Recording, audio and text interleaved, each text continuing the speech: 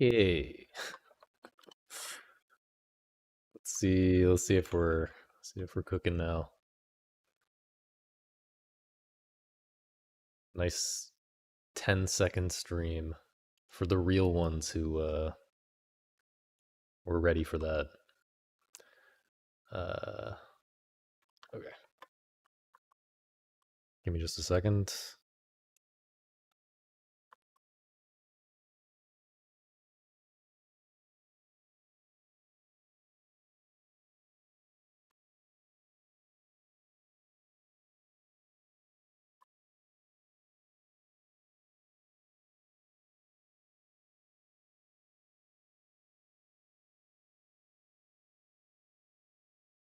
Okay, hello, hello. Um, let's make sure my mic is working this time. My mic is working. Let's see announcements as we wait for people to roll in. Um, Game Jam is still happening in the Discord. Lots of exciting. I mean, I haven't played any of the games yet, but we've got some submissions. I was thinking about playing some on stream today because, to be honest, I'm not sure if I'm going to be able to like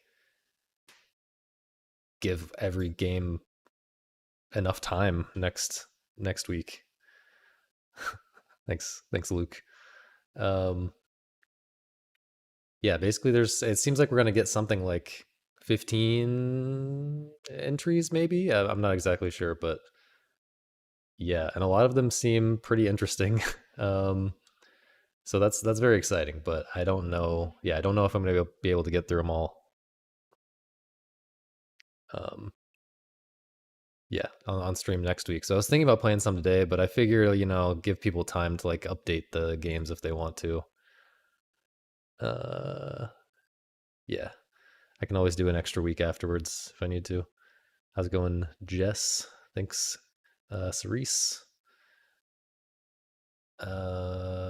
Yeah. So, but yeah, if you if you still want to join the game jam, I mean, you could still join and make an avoidance game in 4 days or whatever.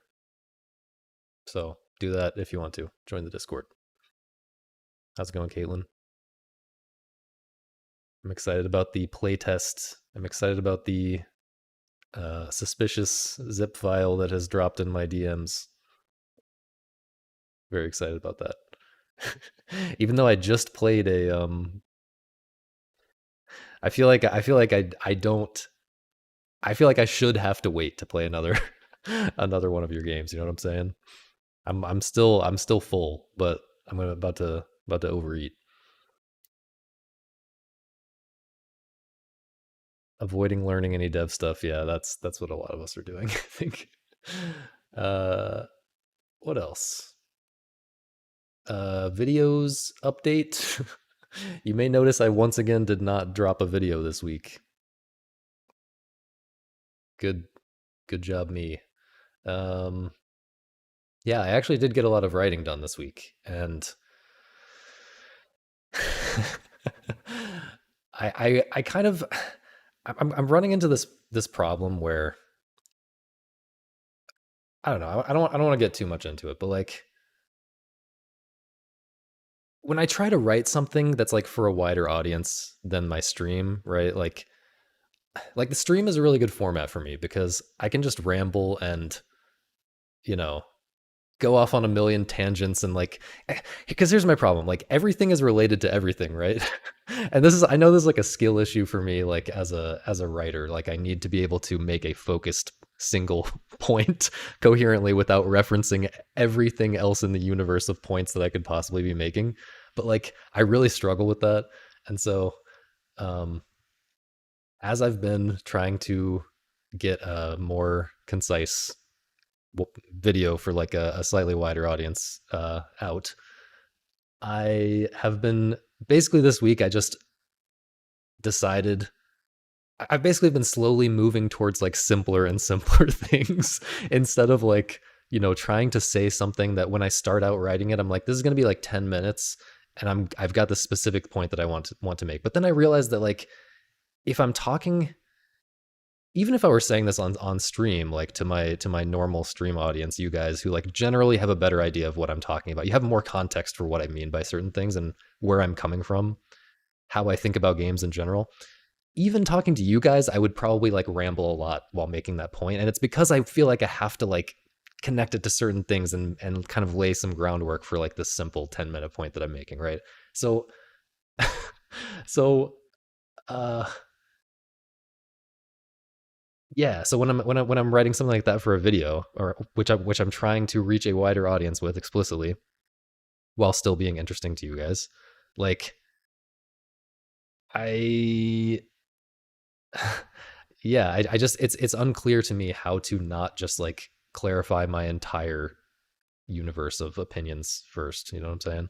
So anyway, I started writing simpler and simpler things and ended up on like basically writing something about what I think is interesting about games at all. Like level one, like what is the thing that I find interesting about video games? And maybe that will come out, or maybe I'll find a way to get back to the more complicated things, or maybe I'll just make a video that's an hour and a half long and explains the entire universe.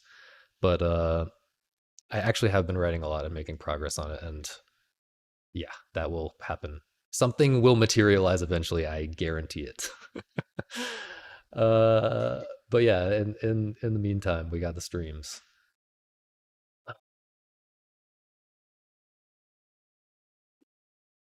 This is I've also been thinking related to this. I've been thinking about what Gate said in the interview about Derelict Star, like because this way that I am with making things and with doing most things.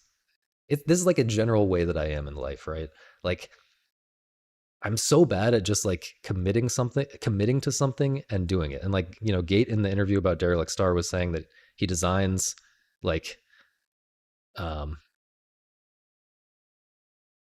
he doesn't do so much pre-planning and stuff as much as you would think, right? He like commits to some idea of like, yeah, this seems like it's an interesting direction, and then commits to maybe some collection of ideas, right? And then those end up somehow working together better than you would expect just by like putting a lot of thought. I'm probably doing a terrible job of summarizing this this thing. Go watch the interview. But yeah, I didn't really relate to that, and this is like what happened to me whenever I tried to make games in the past, right? Like if like I had stuff that I could have released, or that I could have like put a tiny amount of like polishing up and finishing up and then release, um, and that a lot of people would have released. But to me, it's like this isn't quite right. I want to like start over like every you know every like few hours. I've got like a prototype, and then I'm like seeing how it actually works out. And as I'm seeing how it actually works out in reality, I'm like wanting to start over. And that's obviously like partially a skill issue, like me not being a good game developer. Like I just don't have a lot of experience developing games and seeing how ideas pan out in reality. But it's also like some kind of perfectionist thing that maybe I need to try to get over. I don't know. I'm very consciously thinking about this as I'm trying to get videos out, because I I don't know. My brain and my documents on my computer are exploding with ideas that I want people to be able to hear. So anyway, that's the channel update. I was thinking about talking about Lurruna again a little bit. I'll give a little Lurruna update. Yeah, yeah, yeah. And I know that you can't make a perfect thing because perfection is a myth, but it's like I just don't want to hard commit to something when I feel like I think people underestimate the I mean, obviously I'm wrong because like Derelict Star exists and is great, right? But also it gets easier the more you just put out imperfect things. And I feel like but the problem is I feel like the streams are filling that role for me. Right? I don't know. I guess I'm wrong. I guess that's not true in every way, but that's true in some way. Um yeah. I appreciate the prodding to maybe do something a little bit less perfectionist or something. I don't know who the two cakes guy is, by the way. The two cakes guy. Who's the two cakes guy? I almost felt like I knew for a second. Um, okay, so yeah, I'll give a little update on Lurruna. I'll probably have to talk about it again next week.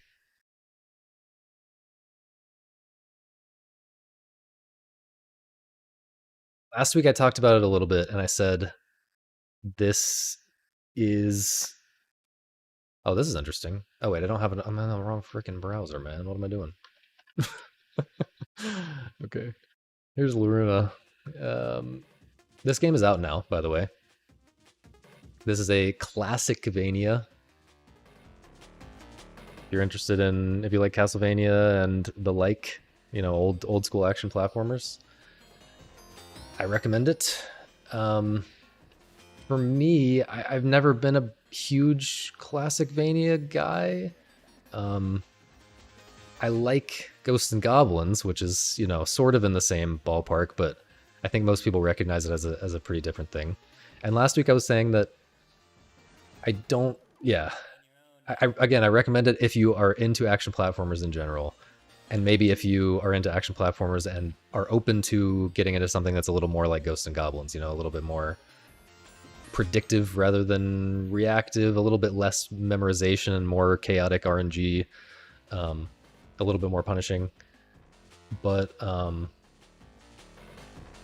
yeah, for me, it wasn't quite what I was looking for. It was a little bit too easy, and I still kind of feel that way. However, it has been brought to my attention that there is more game than I thought there was. There's a hard mode that I was not aware of because it is locked behind a boss rush mode. You have to clear the entire boss rush, and like I didn't want to do that because there's like no easy way to practice. There's no convenient way to practice some of the later bosses, and you know, it's not terrible. Like you can do it, but I wish it had been made a little bit more convenient. Anyway, yeah, I was not aware that after you beat that, you unlock a hard mode, which apparently is quite hard. So I'm very interested in that, and I will play more and get to that. Currently, I have still not done that. I still haven't beaten the boss rush mode to unlock it. I tried it a few times, and I got to like 2 bosses from the end or something. But currently, here's what I feel like. To articulate, I feel like last week when I was talking about it, I didn't really articulate what exactly I feel like the problem is. And again, this is subject to change when I actually play the hard mode, which I feel like for me is going to be like the real game, you know? However, I feel like I'm skeptical. I'm skeptical about how much the hard mode is going to be able to change because of 2 issues. One is that so compare this to G&G, right? Compared to G&G, and this is me going off of memory, so this could be wrong.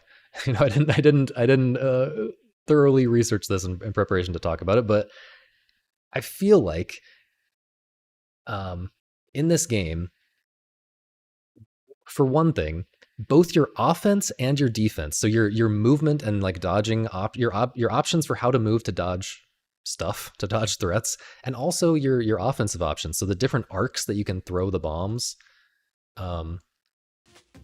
you just have a lot more options and a lot more coverage to deal with any possible situation, right? Whereas in Ghosts and Goblins, you have, other than like Super G&G, which I'm not a big fan of, maybe for this reason. In Ghosts and Goblins, you basically just have walking and then like jumping, and your jump has a total of like 3 arcs, right? It has the full left, the full right, and then the straight up.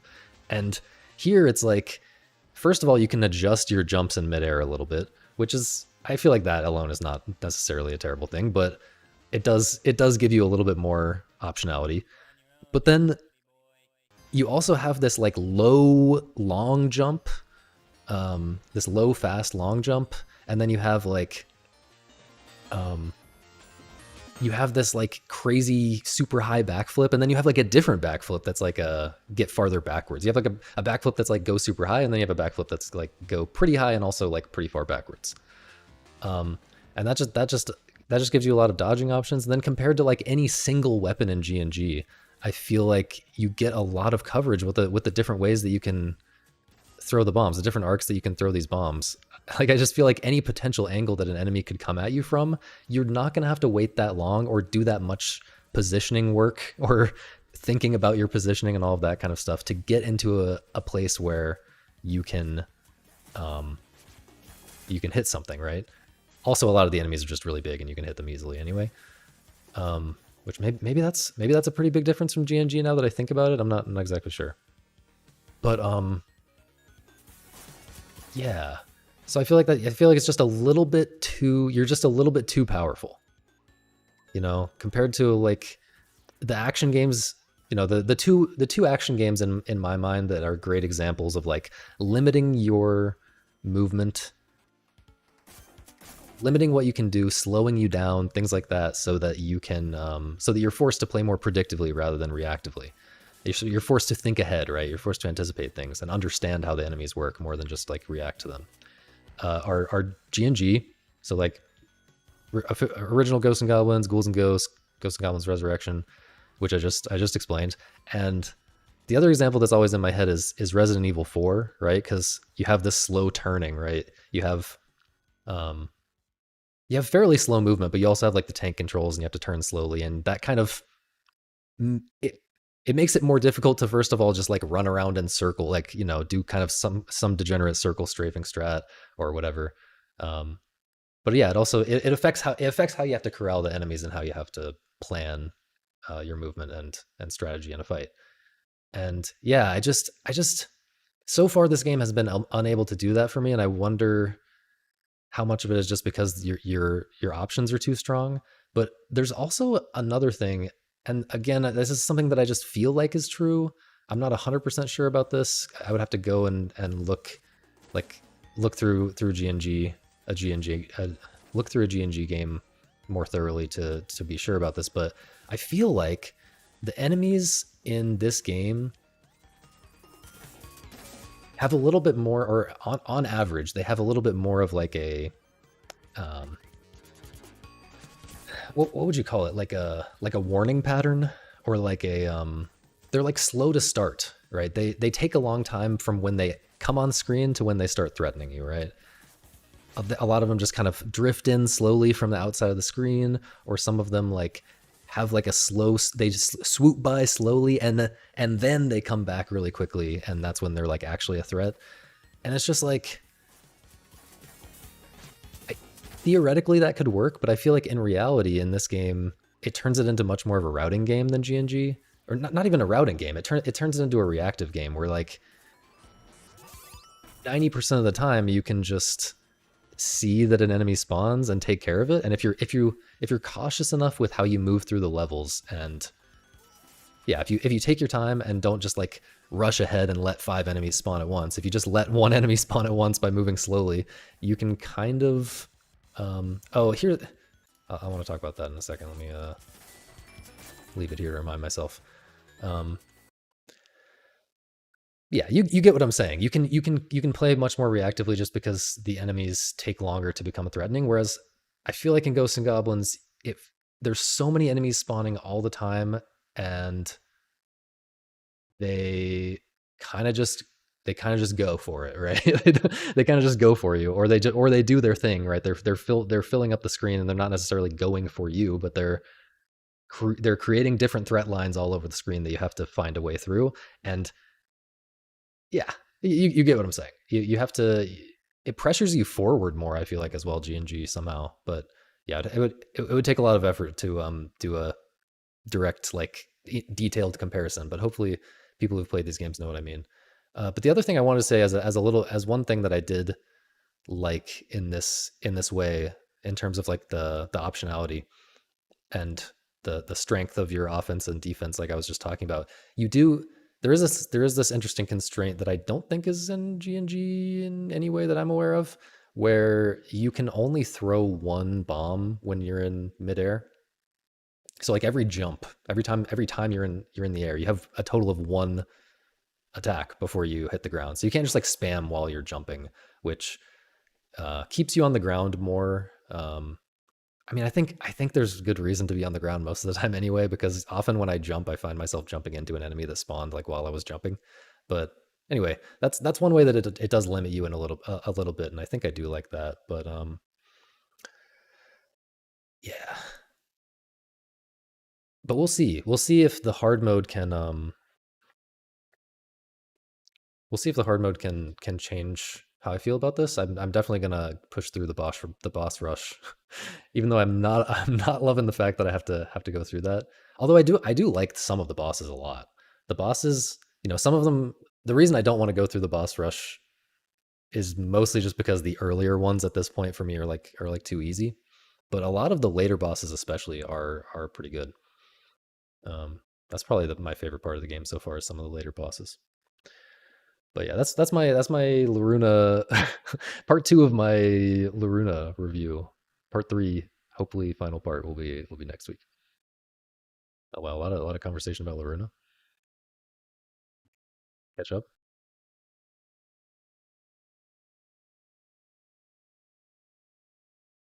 Practice mode gives you easy access to everything other than the final boss, I think, unless I'm mistaken. Yeah, so it does let you get to any of them immediately.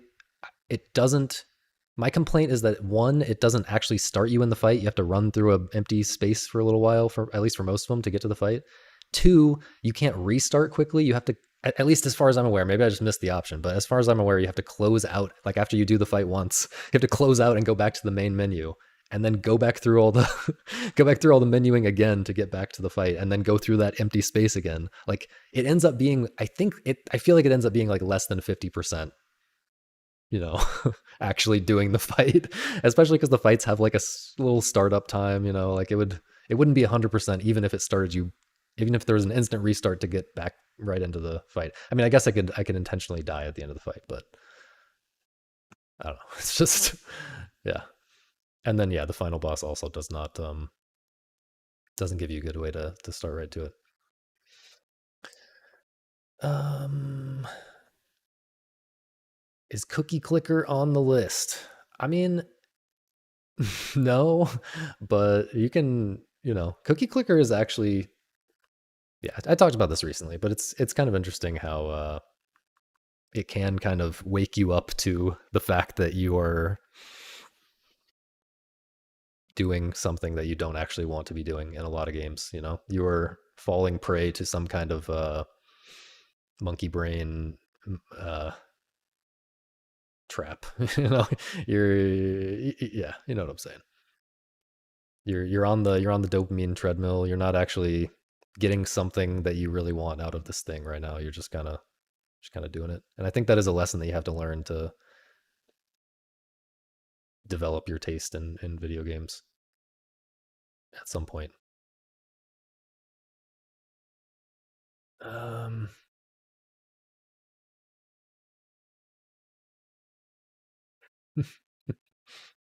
yeah, shout out to Gates Syncopause playthrough. Uh,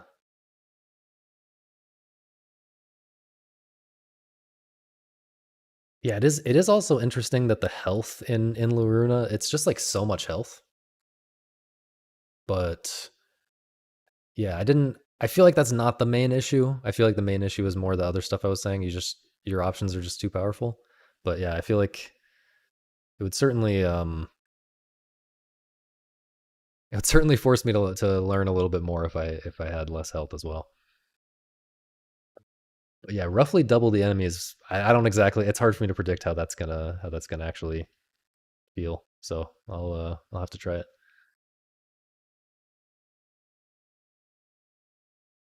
Cancel your bomb landing lag. Your bomb landing lag.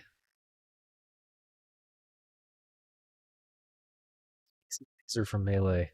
You just mean like you can, like if you're in the air and you throw. Oh, the bomb just has no landing lag. Yeah, I think I understand what you mean. But I haven't played enough melee to say that either. I haven't played Magenta Horizon either. It doesn't really seem like my thing. Seems a little. I don't know. I won't judge it. I should give it a try. Okay. Is Lurruna better than Ghosts and Goblins Resurrection? I don't think so far. I like Resurrection a lot, but we'll see. I will update next week when I've played the hard mode. Okay, what else? Uh, I guess we'll get to this. Well, okay. Let me say one more thing. Let me just say about the last stream. Maybe I should have said this at the beginning. Actually, you know what? I don't want to say this. This feels like what I was about to say. Even though this is not my intent, it feels like I am apologizing for what I said in the last stream.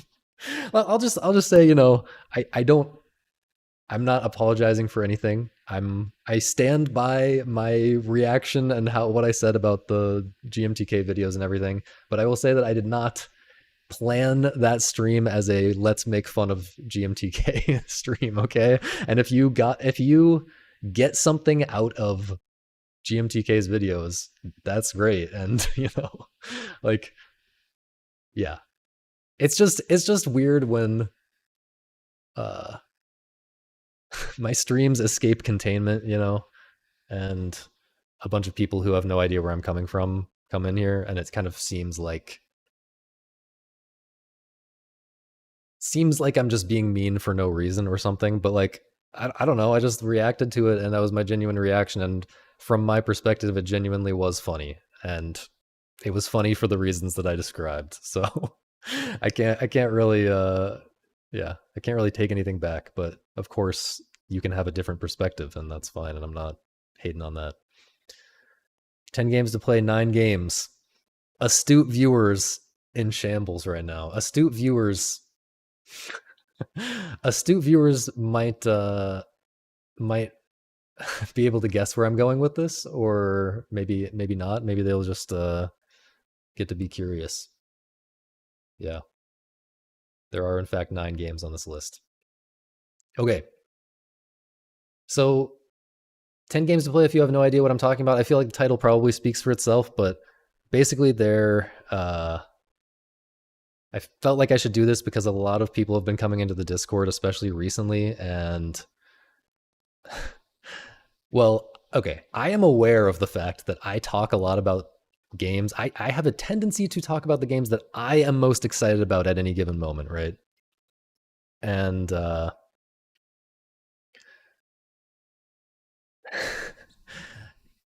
I am too deep in it. You know what I'm saying? I am too deep in it for those games that I am most excited about at any given moment to be good recommendations for most people who are discovering this channel. You know, um, for example, we are all, a bunch of us in the Discord, and certainly I am extremely excited recently about the whole 0-player synchromatic Vox Atomica direction of puzzle games. Puzzle games that are letting you interact with them less and less. I mean, anyway, I won't go into that. But the direction that I am most excited about in puzzle games right now is extremely inaccessible to people who, not just inaccessible, it's not even the right word. It's just not approachable. It's not what I would recommend for a good experience to get into puzzle games in general, right? And then like similarly, Syncopause is my favorite game of all time. I firmly believe that it's the greatest game ever. However, I don't necessarily recommend you start with it if you don't have, you know, at least a decent amount of experience with like, tactics, turn-based tactics games, kind of grid-based strategy kind of games, or something similar that might carry over. Like it's just really hard, and the things that it wants you to understand that are most special about it are just not immediately intuitive. And even something like Angel Game, like I've been talking about Angel Game. I'm always talking about Angel Game a ton. And if you watch my top 10 games of all time stream from fairly recently, you can listen to me talk about Angel Game for a long time. And the things that I say about it in that stream that are most special about that game to me are not things that you would notice unless you like have experience with other games and are thinking about it in a certain strange way, which you wouldn't even think that there's anything there to think that much about or to have that interesting or unique of an experience with that game if you're not coming to it with my particular weird perspective, right? And so I am aware of that. I'm aware that there are games that work better. There of the games that work really well for me. Some of them, much more than others, also work for the uninitiated. You know, the people who are not as who haven't just like played every single weird game that they could find in the last 10 years. So yeah, this is supposed to be kind of a corrective to what I have seen in like and let me just sorry, let me give one more caveat to that. Cuz like I don't want to discourage you from playing Syncopause if you are really inspired to play Syncopause, right? Or and similarly for whatever. You know, if you are really um motivated to try to get into some super difficult game that you're that you are maybe aware that you are not exactly ready for on paper, that's great. And that can be a really special experience in itself to overcome some big wall to get into a really difficult game. Um, so yeah, I don't want to stop you from doing something like that. However, it seems like people are taking some of my recommendations as if they are recommendations for everyone, when in reality I kind of see it as like a funnel or something. Like, you know, there's more entry level stuff that I highly recommend, and you'll probably have a better time if you play some of that stuff, and then based on that you can maybe understand what you might want to play next in the same kind of vein. So um okay, hopefully that's enough prefacing. um okay, so the first game I want to talk about is Laney Game. And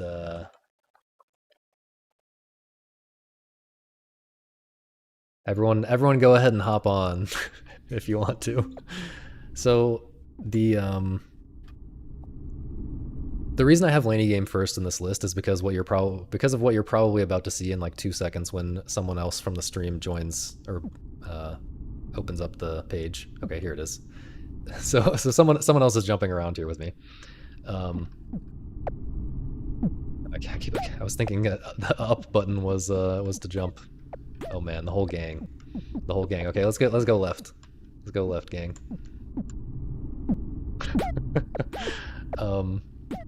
Yeah, so this is why I wanted to mention this one first. Not necessarily because it's like the best one to start with if you don't want to, but because hopefully people will play some of these games soon after watching this stream. And if you do, it would be nice if a lot of people hopped on this one first, because it's nice to have these ghosts, right? These online ghosts to kind of help you out, because it's a platformer. It's a precision platformer, kind of. I mean, it is a precision platformer. However, it's also to a large degree a puzzle game, and yeah, it's nice when you're a little bit stuck to. It's nice when you're a little bit stuck to have someone who can kind of show you what you're doing wrong on a particular screen. You know, someone can come up to you and see your ghost there and see that you're stuck and show you how to do something or give you an idea or whatever. Or you can just notice someone doing a particular thing and get an idea, and that's part of the good experience of this game. However, the overall reason that I'm recommending this game is not exactly that. It's more like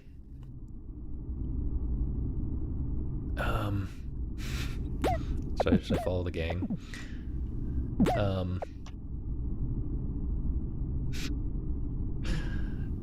It's more like this is.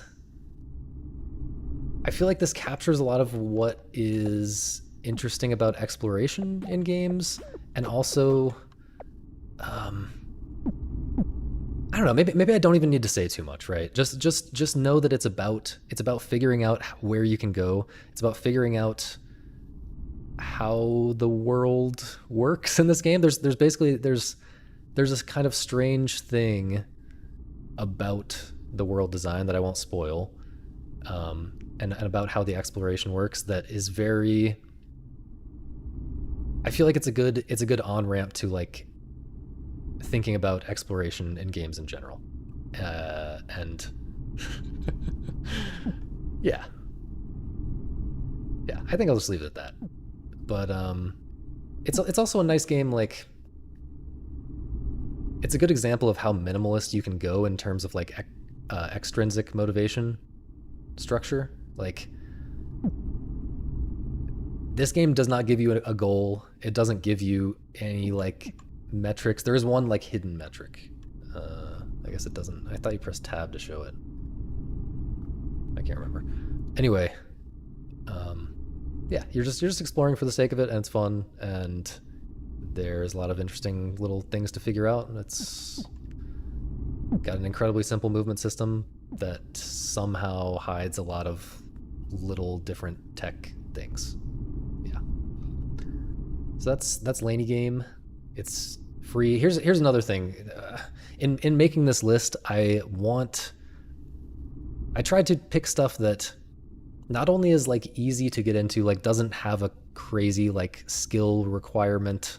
You know, you don't have to be super good at a particular genre.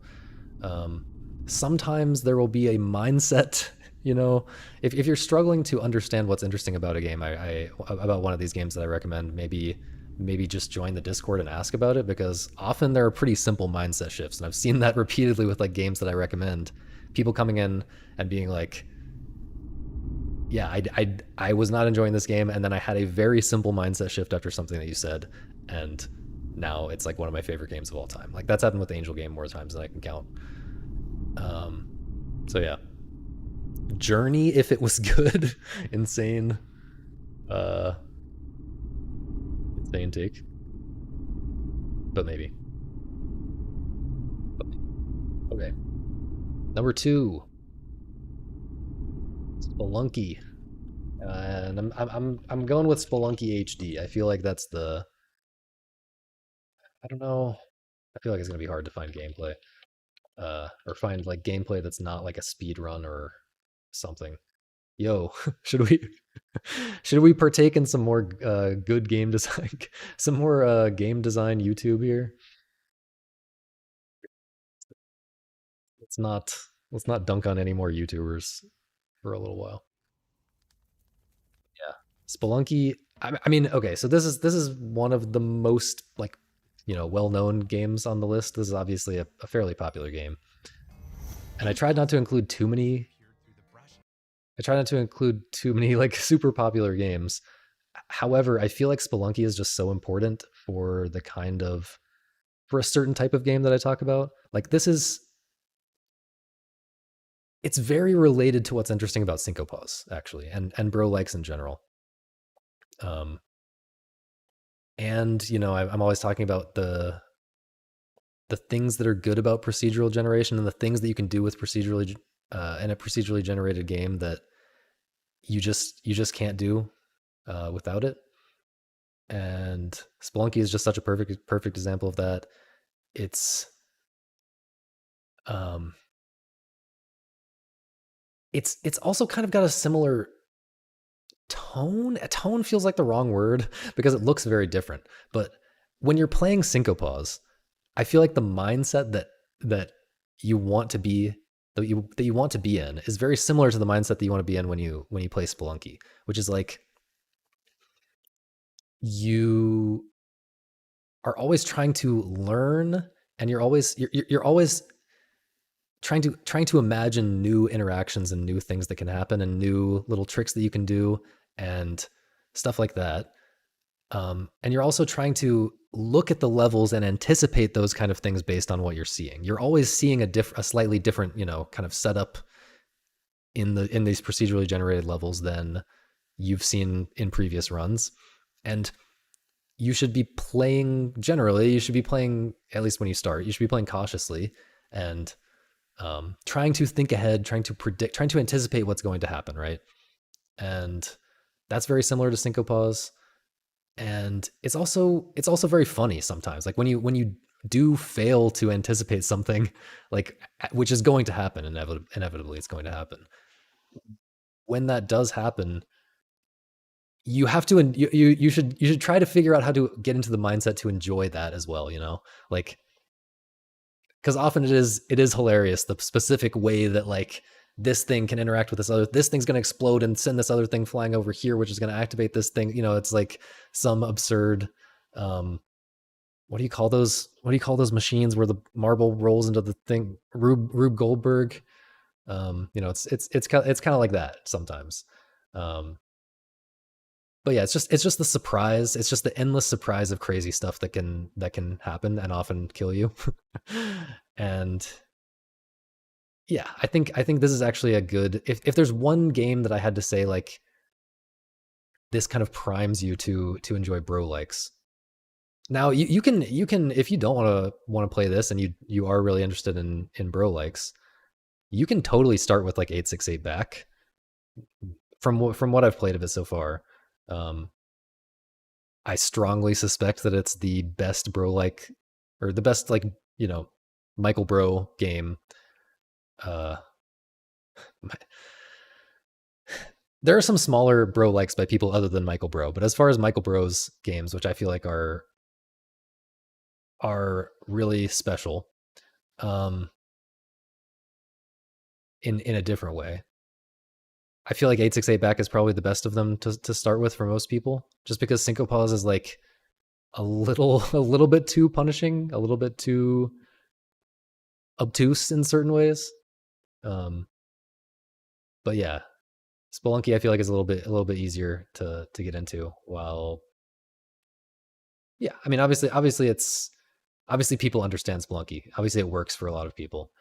Back I think people struggle to get into Spelunky nowadays more because there's so many like easy roguelites. There's so many roguelites that expect a lot less of you, and that's kind of become the norm for most players. But back in the day when there weren't as many options, I think people were a little bit more patient and willing to get through the initial um, maybe a little bit of frustration and the initial little bit of difficulty learning the game, and everyone loved it. Like everyone loved Spelunky back in the day. Yeah, Spelunky 2. There are reasons why you might prefer it, but I don't think it's as good a place to start. Spelunky HD is the best game I've played. I mean, that's a totally valid take.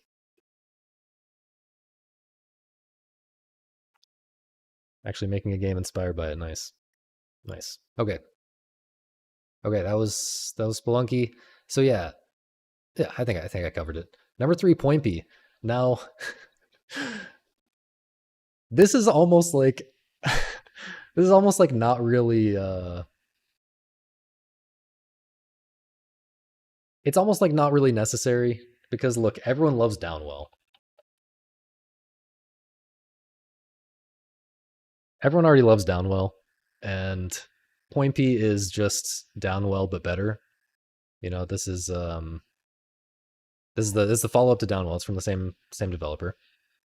But here is at least one reason why this deserves to be on the list, because at some point in order to get on the same page as us and on this channel, as us like in this community, and at least as me at the same page as me, you have to understand that mobile games are actually awesome. Okay, this is very important and very counterintuitive, to most gamers. It's um, like this is just straight up a great action game. Okay, it's just straight up one of the best action games in recent years, at the very least. If if not something stronger than that. And um, yeah, it's so simple, but it's super super well designed. Um, yeah, if you want a really easy recommendation, honestly, Like something that is not going to challenge your not going to challenge your taste or anything like that very much at all. It's just kind of a fun game. Probably go with this one. Like yeah, I feel like most people can understand that this is a good game. But at the same time, it does some interesting things other than just being on mobile. Um, the designer is the designer is Cinco Paws Pilled. He is he's a fan of Michael Bros games apparently, and uh, it seems to me the impression that I've gotten. I actually um, haven't played it again since it came out. It was re-released recently, separately from Netflix. This was originally like a Netflix game, which this is what I'm saying, man. Like you have to you have to understand that good games are not always in the places that you expect, right? And that gamers are incredibly wrong about like, oh, mobile games are always slop and whatever. Anyway, um, yeah, it was originally on Netflix and it got re-released. And I think with the re-release, he added leaderboards that are very much like in the streak scoring kind of style of Michael Bro games, which seems really good for this game because I remember not loving how the leaderboards worked when I originally played it. I could be wrong about that, but anyway, yeah, play Point B. It's just a banger. Like it's just it's just a good game. It's just a straightforward good game. There's so much to it. It's it's just incredible how much is how much you fit into this very simple kind of interaction.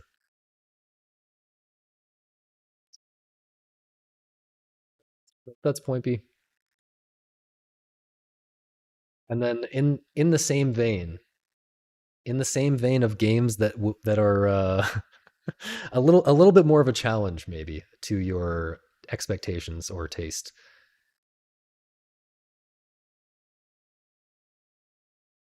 I recommend Puzzmo, specifically the Puzzmo crossword.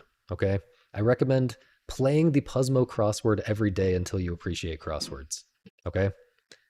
Now, I realize that this feels like casual this and that. This feels like something that my grandma played and therefore it's not a good game, blah, blah, blah. I don't care because it's a good game.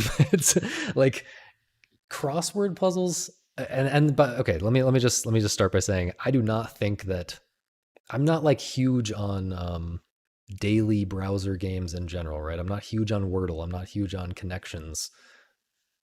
Enclose the horse. I'm not a big fan of any of that stuff. I think crossword puzzles are actually special, and there's a reason that people play them every day for decades. And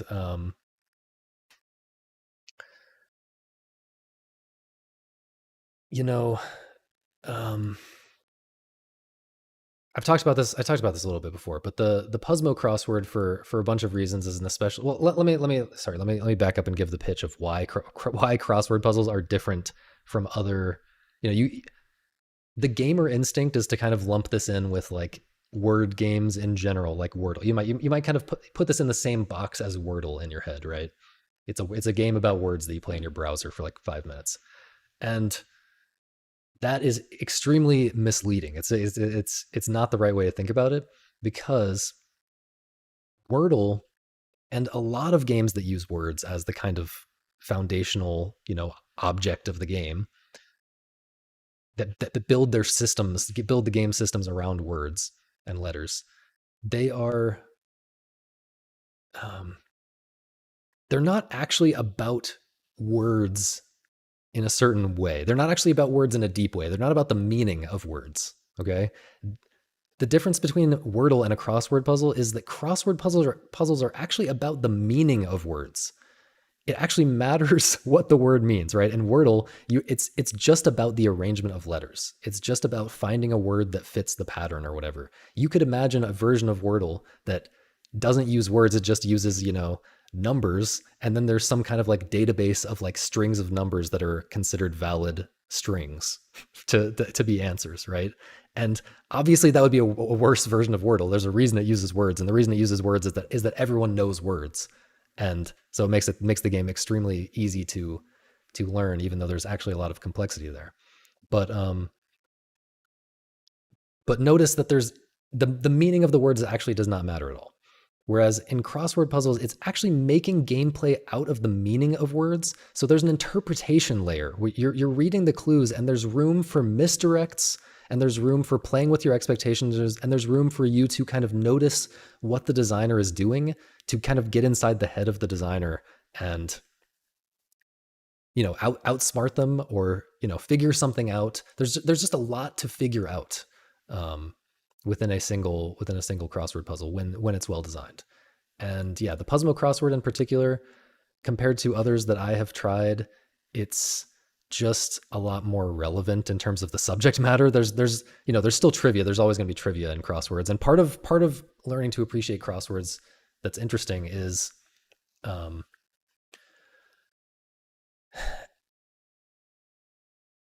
learning learning to notice, or it's just noticing that trivia can actually make for good gameplay, surprisingly good gameplay, um, depending on how it's framed, right?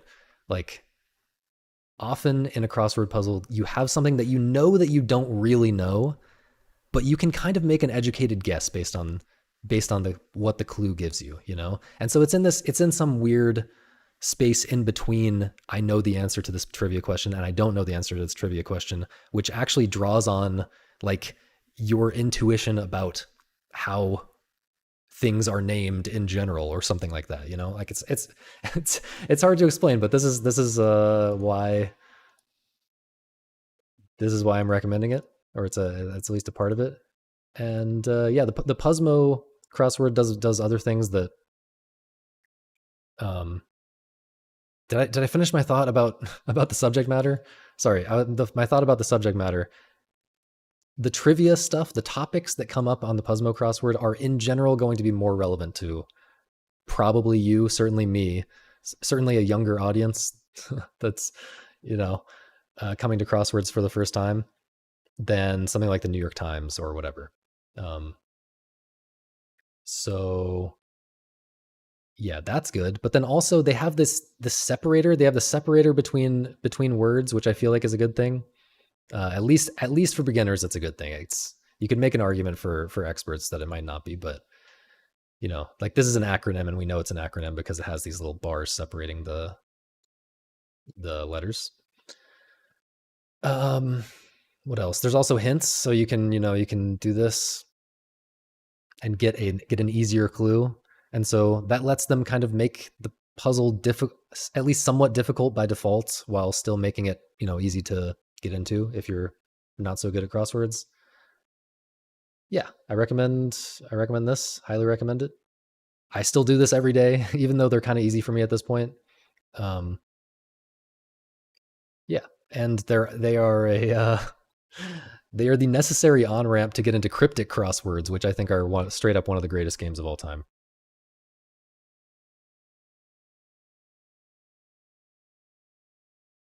Hang on, let me catch up on the let me catch up on the chat. Yeah, yeah, yeah.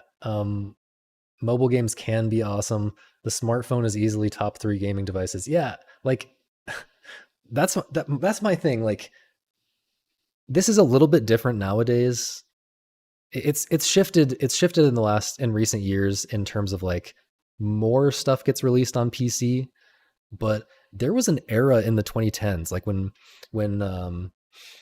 Michael Bro, all of Michael Bro's games were like mobile first and like mobile exclusive, and but yeah, then there's also stuff like Point B. There's stuff like some Zach Gage games like Card of Darkness, which is my personal favorite Zach Gage game, unless we're counting Puzzmo. Um, yeah, there's like a surprising amount of mobile exclusives that when you really think about it, I think it is arguably the best gaming platform in terms of exclusives, other than like PC, which I think is just hilarious. But Yeah, that shows why I feel the need to recommend Point B, even though like it's a game that anyone can appreciate. Just the fact that it's on mobile is such a unthinkable sin for gamers that you have to get over. Anyway, um,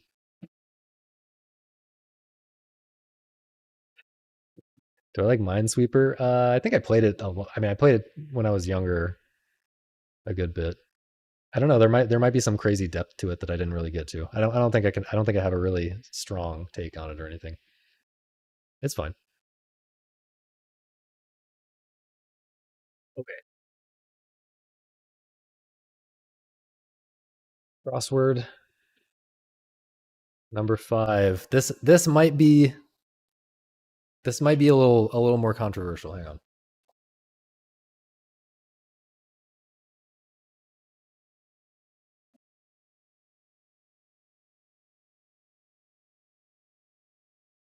It's gonna be hard to find this on YouTube again. Steam King.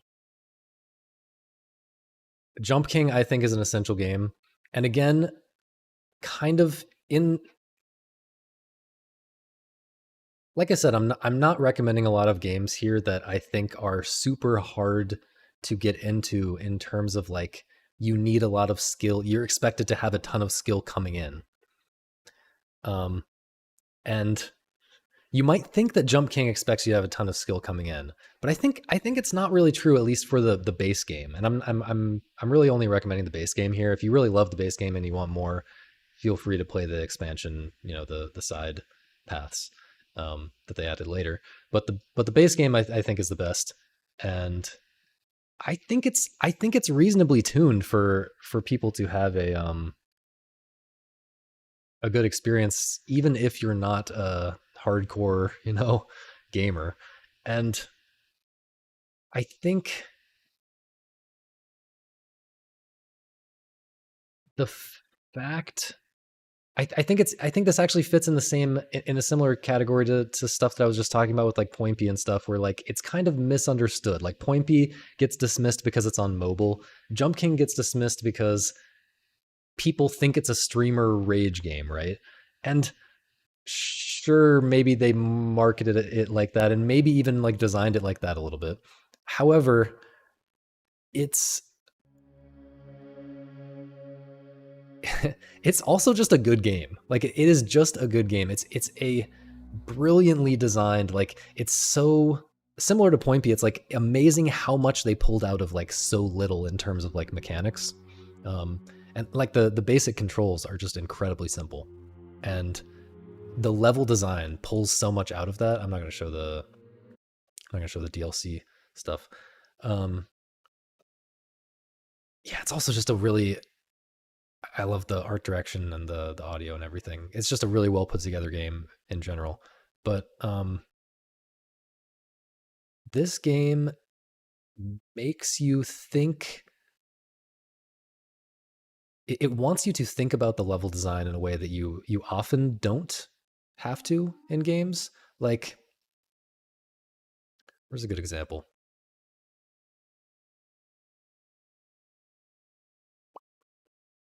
Um, there's not really a good example here. I feel like, but you get into there are situations in the level design where like you you have to manage risk in a very like fundamental way. Like you want to try to time a jump and lean on the side of overshooting just a little bit rather than undershooting, because if you undershoot, you can look at the level and see that you're going to bounce off of this and probably land like over here and it's not that bad of a fall, whereas if you undershoot it's going to be much much worse. It wants you to think about stuff like that. And so it gets a lot out of the level design. It like gets more out of every single wall and every single platform, because you have to think about all of these different possibilities as you're going through a level. You have to think about not only like what I am aiming for, but what are all the possible things that happen if I miss, and how should I account for that, right? It's like thinking about more possibilities for every single jump. And that is actually a thing that is super core to my taste, right? it's part of what I describe about Angel Game in my top 10 games of all time video. It's definitely core to Syncopause. It's like why Syncopause is amazing. It's actually, if you watched Matthew Matosis's um, Ghouls and Ghosts video recently, he talks about that with that game, right? It's like he talks about how every it's more threats occupying the same space because a single enemy can do multiple different things, right? This is kind of a different form of that. It's like every platform has multiple meanings. Um, and so it makes the game more dense in a way. And noticing that, I feel like this game helps you. This game makes it easy to notice that and start thinking, get you thinking in that way, which will then apply to a lot of the games that I recommend and that I think are really really good. Um, I feel like I haven't really talked about what's fundamentally interesting about Jump King, maybe, but um, yeah, it has a unique kind of platforming mechanic idea, and it explores it super well. And I love the minimalism. Also, it's like, yeah, I think it's relatively easy to appreciate how much they get out of so little in this game in terms of like the collectibles, if you can call it that. Um, the the way that there's no lives or checkpoints or whatever. It's all integrated into the platforming, right? It's all based on how far you fall, right? Um, it's just a great game. It's just so good, and yeah, I don't think it actually expects you to. It actually needs you to be that good at games. I think if you can handle something like Celeste, Celeste is an example of a game that I think you should probably play. I would categorize it as an essential game, but it's too popular to go on this list. Uh,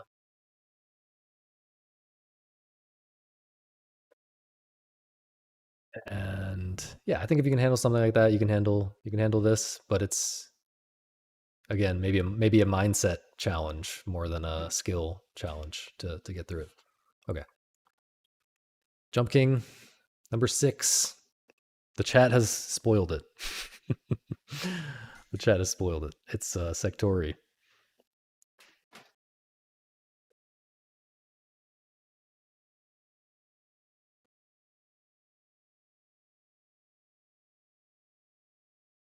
So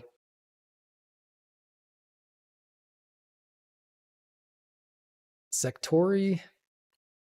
Okay, this is one. Okay, so I tried to pick these games based on like when I'm recommending games that am intentionally trying to recommend to people to encourage them to kind of expand their taste, right? To kind of try something that's a little bit outside their comfort zone, maybe. It helps to recommend stuff that's very simple, right? If the game leaves no room for you to play it a different way, think about it a different way, right? When that helps, right? It helps you understand what it is if it's that focused. Um, Sectori is a little bit of a risk in that department because it does have this kind of roguelite, not roguelite, because it doesn't have like meta progression, but it has these cards where you choose upgrades during a run, and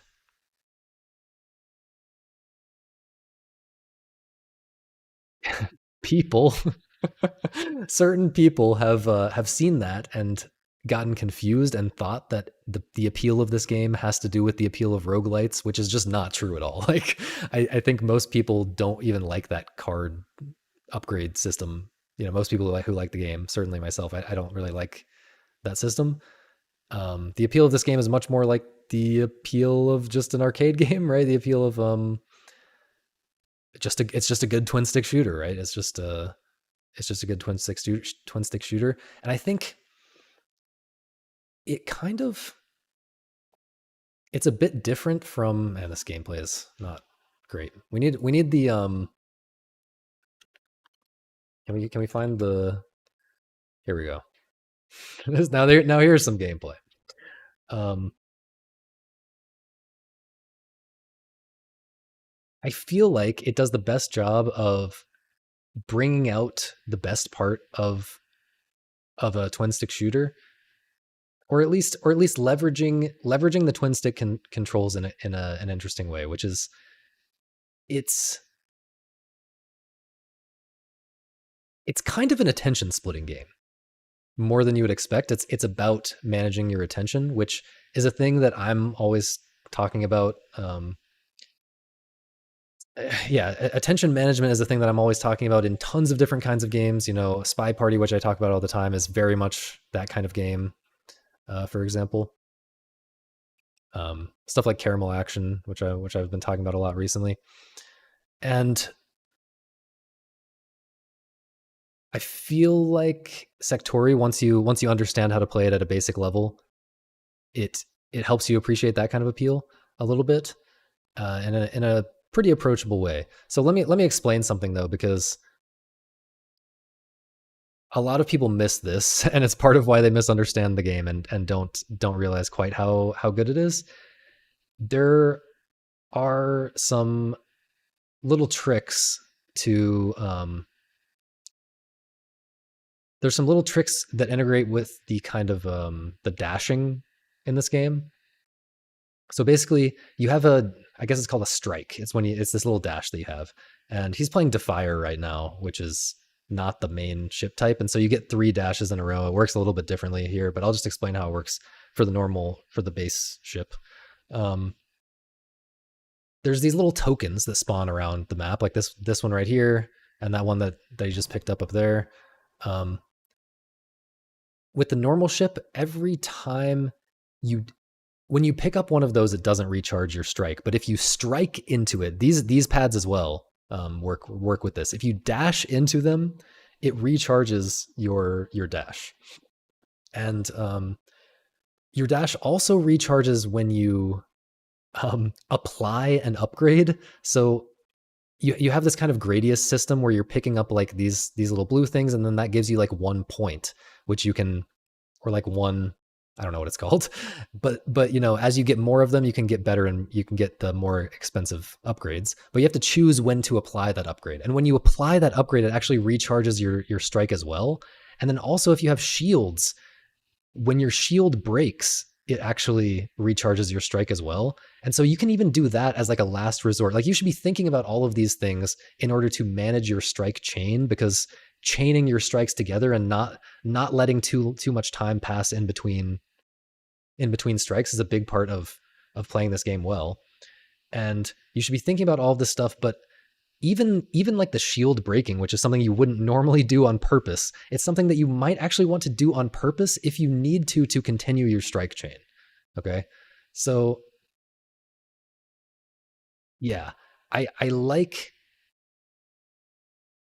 I like how this game, this is stuff that you don't have to think about when you first start playing. And in fact, the designer of this game might have intentionally made these things not obvious so that new players aren't thinking about them immediately. So don't get too hung up on this if you're like struggling just to survive. But what's good about it is, as you get better at surviving longer, you can pay more and more attention to that. You have this, when you get better, you start having extra attention to spare, and you can spend that to get better scores, to engage with this chaining system and that kind of stuff. Um, so it's like this extra. It's a decent example of the kind of scoring system that I'm always that I'm always excited about here, which is like it. The scoring system kind of creates dynamic difficulty in a good way. It as you get better at the game, you can the scoring system absorbs more and more of your attention, and keeps it interesting and keeps it challenging as you get better. So yeah, there's one other little thing about, should I explain that? Just be aware that there's one more little thing about the that's unintuitive about the scoring system, that is an extra layer of thing that you can kind of try to pay attention to and try to manage while you're managing everything else. Um, but yeah, again, this is kind of like just a good game. Like, most people will be able to boot this up and just appreciate it, but it also, yeah, kind of I see it as it can kind of be a funnel towards some of the stuff that I like even more.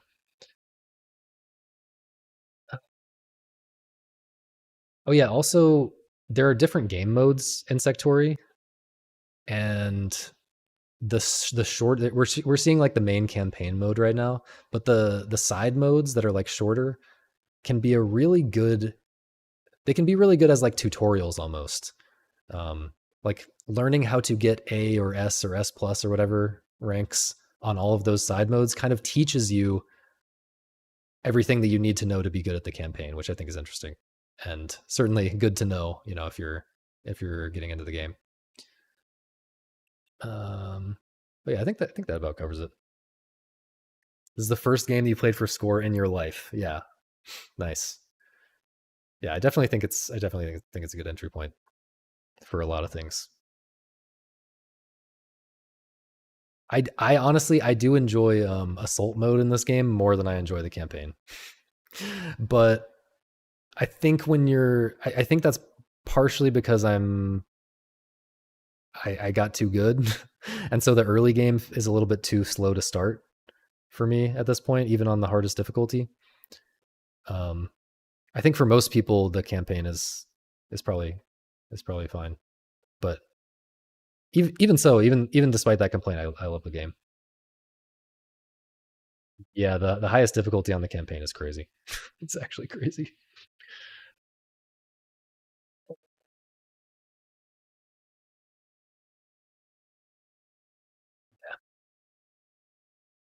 The well, I won't get it. I won't start talking about a completely different game. We gotta get through this. Okay, number 7 out of 10. Easy one. Another easy recommendation, right? Anyone like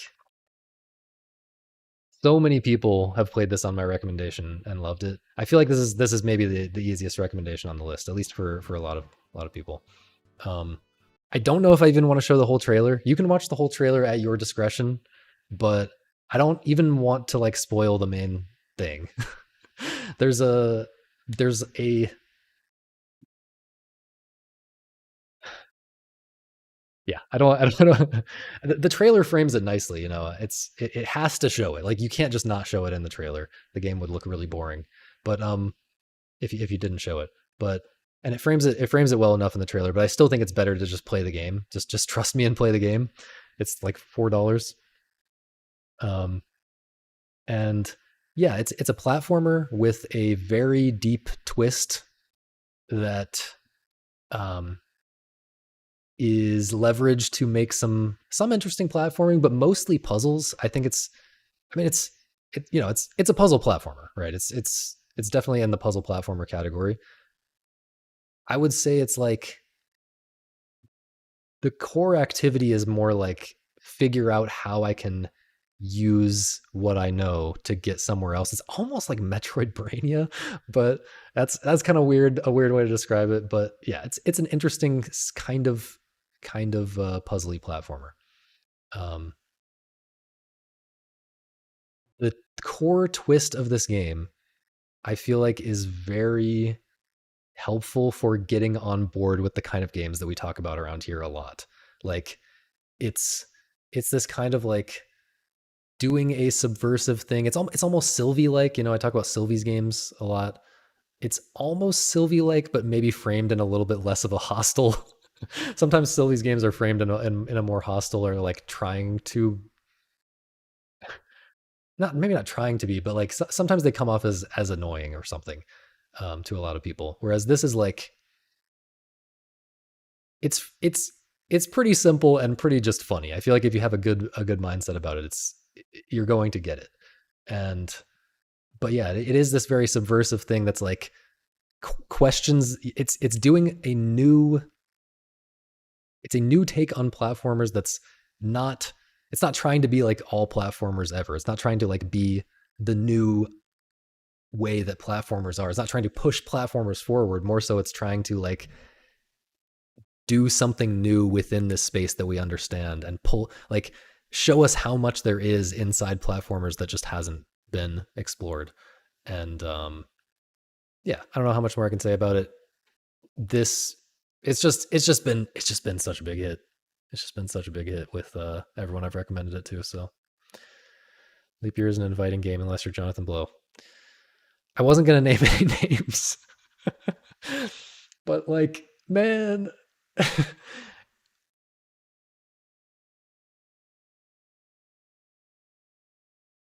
I, it feels bad to speculate about what's going on there, but like, it's just so weird to me.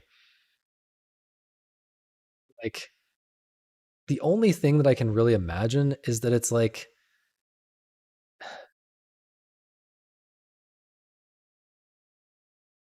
the only thing I can really imagine is like if you see the core idea of the game and it like bothers you or you really instantly hate it, it's like you're just like offended by the implication that you're bad at games or something, you know? Like,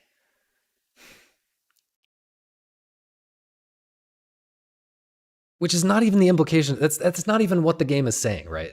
But the fact that you're gonna die sometimes and it's not really avoidable. Like, I don't know. I don't know. I shouldn't talk too much about that. It's all super speculative. I don't really know what's going on there, but I find it very interesting. The DLC is better, by the way. Don't believe what people tell you. I disagree. Sorry. I think the main game is better, but I like the DLC as well. Okay, now that I've got Jonathan Blow mad at me, let's recommend a Jonathan Blow game. This is one of my favorite games of all time. I put it lower on the list because I feel like it can maybe help to play some of these other ones first. Ironically, I think it can help to play Leap Year first. You know, if you appreciate Leap Year, and even like appreciating like the crosswords and stuff, and even Laney Game. Um, some of these games that get you thinking about how the designer is thinking, right? You're thinking about you're not in the mindset when you play. Ideally, when you're playing The Witness, you're not in the mindset of trying to be immersed in the game in a traditional sense. Like, you can still get absorbed in The Witness for many hours and have a great time, but really are kind of you should be thinking about the designer as a presence in the game. And um yeah, yeah. See the puzzles. You want to see the puzzles in this game as communication from the designer. Like, the designer is trying to manipulate you, not quite manipulate you, but like, they're trying to manage what you're thinking at any given time, and they're trying to constantly play with your expectations, um, not just give you all of the information to know how to play the game perfectly as quickly as possible, but more so make that experience of learning how the game works as fun and interesting and tricky as possible. um, yeah, this is a game that's all about learning, and I think this can be a good remedy to like a hardline arcade bro mindset of like, you know, the blind playthrough is worthless. It's all about like the final state of like, once you understand the game, how well does it hold up? There's no I mean, this is true of a lot of these games that I just talked about, but like, not all of them, but um in this game, the process of learning the game is basically the whole game, and it's one of the best games ever. It's it shows how much can be done to make the blind playthrough the most interesting part of the game, or just make the learning process to make learning interesting rather than just the initial learning, like the initial encounter with a game's mechanics, to make that interesting. And it's also just a beautiful game, obviously. It does some really weird things. There's you might have opinions about some of the things that it does. I personally love all the things that it does, more or less. But yeah, some parts of this game you might like a lot less than other parts, and that's fine. It's still an interesting game, still an essential. An essential game. This is the most essential game on this list, right? But again, I put it lower because you might want to play some of the other ones first. Um, what more should I say without really getting into spoilers? I don't know. I would say if you're struggling to appreciate it, you can watch my top 10 games of all time stream where I talked about it at length. And of course, you can join the Discord and whatever. Yeah, try to avoid spoilers. Try to avoid spoilers because again, when the whole when the whole learning process is about when the whole point of the game is the learning process, right? That kind of necessarily means that spoilers are going to mm, not entire they can't entirely ruin things, right? Because there's so many little revelations to have in this game, but there are also some very big things that there are also some very big things to realize that are mind-blowing special moments, and unfortunately a ton of people have had that spoiled for them at this point. It's also kind of just in the air. Like a lot of some of the things have been done, other designers more recently have done, this is an over 10-year-old game at this point. Other designers have done similar things inspired by The Witness, and that kind of waters down the experience of now playing The Witness for the first time at least a little bit, but it's still a singular game. Like this is so unique in so many different ways. Do not let that stop you if you've been spoiled on one or two particular things.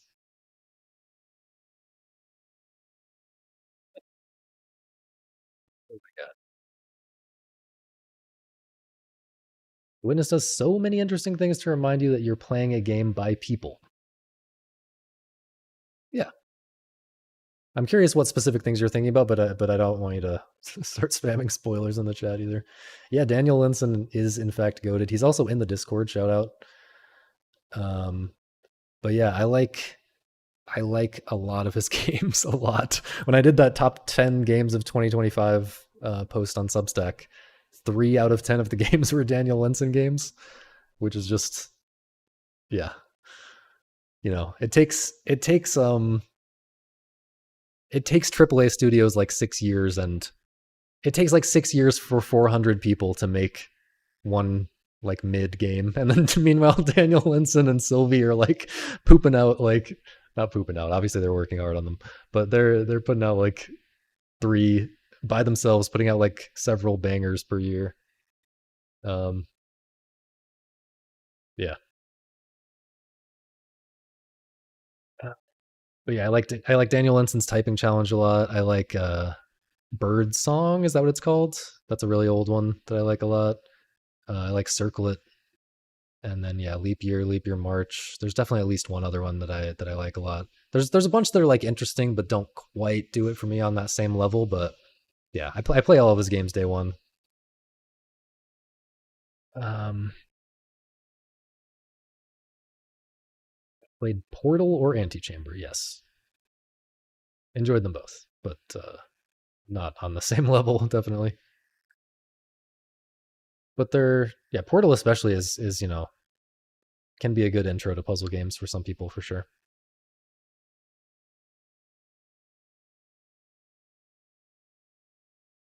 It's also when you leveled up your book reading, when you view media through the lens of the designer leading you along and desiring, yeah, you desiring to be on the designer's journey. Yeah, and this is kind of just like how a lot of what I'm saying is just how to think about games as art rather than, entertainment or a distraction or whatever. It's just like, there's an artist there, and can you think of some ways to maybe reach out toward that artist because they're maybe trying to reach out to you, and you might not realize that if you're not trying to understand what's happening. If you're not trying to make something happen here, you know.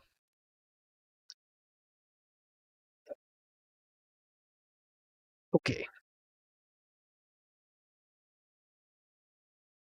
what else we got? One more game on this list. Wait, I've only played 8 out of 9 games on my own list. Okay. Oh, Puzzmo, I don't have rated here, I guess. Okay. The last game on this backlog list, and the second to last game on the list of 10 recommendations, is is Minnow.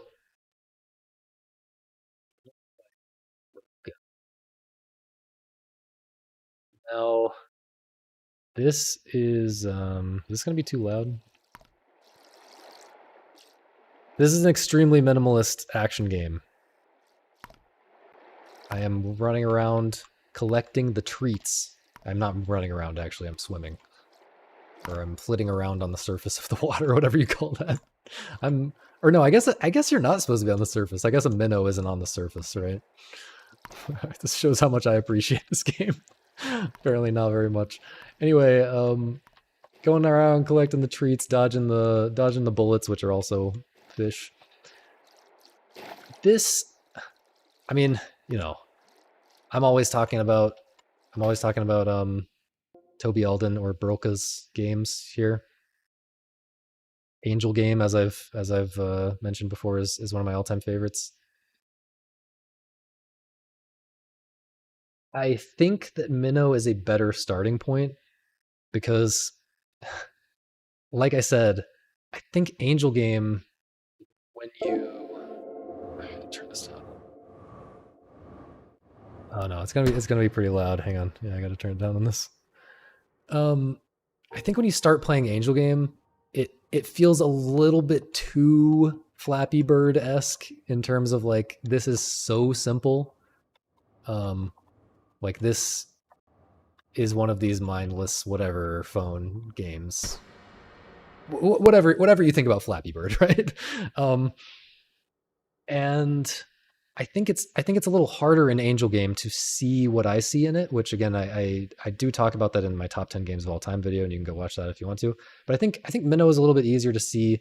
First of all, like the way that the dynamic difficulty works here, which is just that you you are incentivized to go as fast as possible to collect these treats to up your score. Very straightforward, like makes sense because when a certain amount of time has passed, then other threats, it slowly ramps up. The game slowly ramps up, and more and more scary stuff starts swimming around here.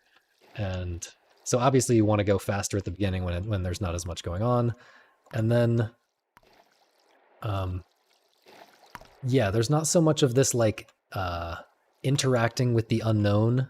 Like Angel Game kind of has this Syncopause-esque layer where it's like, or similar to like what I was saying about G&G earlier and stuff like that. Like it's the game gets better when you get better at playing around what you haven't seen yet. It's like when you get better at internalizing the RNG and thinking about the RNG as like an entity almost, and like, yeah, it's really hard to explain. Again, I explained it in that video, so go check that out if you want to. But yeah, this is a good. I put it last. I put it last on this list for a reason, and the reason is a lot of people who are only into action games, they see this as like simplistic. But I think a large part of the reason for that is, and this is the case with a lot of the action games that I like a lot. I think a lot of the reason for that is they are only getting their strategy tactics kind of fix, their thinky games kind of fix from action games because they're only playing action games, right? So when they see this, they're like, oh, this just doesn't have that entire strategy layer that I like in games, and this whole like, oh, juggling all these different abilities, and how that affects, how you're supposed to solve an encounter and things like that. Like, this is an important thing to understand about my taste, and I think a lot of people here, since a lot of people here play puzzle games, when you play puzzle games, when you play games that are designed primarily to be good about, to be good in that way, you don't really need that from action games anymore. And it's fine. When action games do that, like Caramel Action, for example, has a deep kind of a tactical strategy, like understanding the systems and using them to your advantage, that kind of layer. And it's great. It integrates with the action nicely. But I think the more you appreciate puzzle games and stuff like bro-like strategy games, the more you appreciate simpler action games that don't have this like, a routing puzzle, or like a complex strategy layer in the encounters, and in how to use your move set ideally, and a layer of like experimentation with all your different moves to find like combos and stuff like that. Like, that's kind of just a bad puzzle. right? That's just bad puzzle gameplay, right? Or bad strategy gameplay because it's not what the game is primarily designed around. It's designed to be an action game, and often it's designed to be like flashy and cool looking and stylish or whatever. But yeah, this is kind of one of my core contrarian takes that like something like this is actually better as a pure action game than, and especially something like Angel Game, because it does have more to it when you appreciate it. But I've seen a lot of people getting into this more easily than Angel Game, so I'm recommending this. Um, it's actually it's actually focusing in on what's great about. It's taking a particular angle on it, but it's focusing in on what's great about, you know, avoidance games, you know, stuff that what you might get out of a shmup, an arcade shmup. But it strips away so much that some people would would think is essential, but is actually, to me, it's like it's cruft. It's the game is better without it. It gets it's, you know, people talk about gameplay density. The exact type of person that I'm maybe pissing off right now talks about gameplay density all the time, right? This is actually more dense with action gameplay. Like it's more, because you don't have to study a route or make your own route and solve that puzzle yourself and all of this stuff. Like you, this gets straight to the point in a certain way that that arcade shmups often don't. Okay, hopefully that's a good enough explanation of why I'm recommending this. Uh, yeah, I'm curious how people are feeling about that. No Towerfall. Um, I didn't put any multiplayer games in here, partially because I think multiplayer games are behind single player games in general in terms of how interesting they are. Uh, well, most of the multiplayer games that are interesting are pretty mainstream. Also, that's not exactly true. That's not exactly true. But a lot of the more obscure multiplayer games that I like are dead or dying or something. You know, like Killer Queen Black got, the servers got shut down. Battle Royale was basically dead. Um,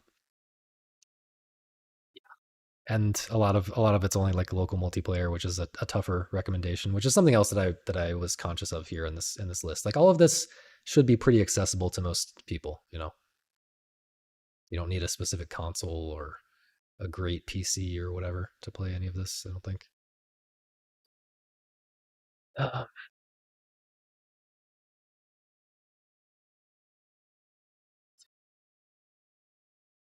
hopefully that makes sense.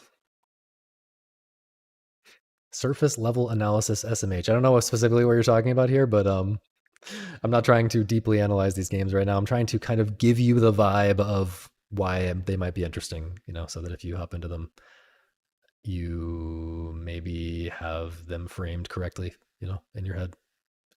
Because trying to help you avoid mindset issues.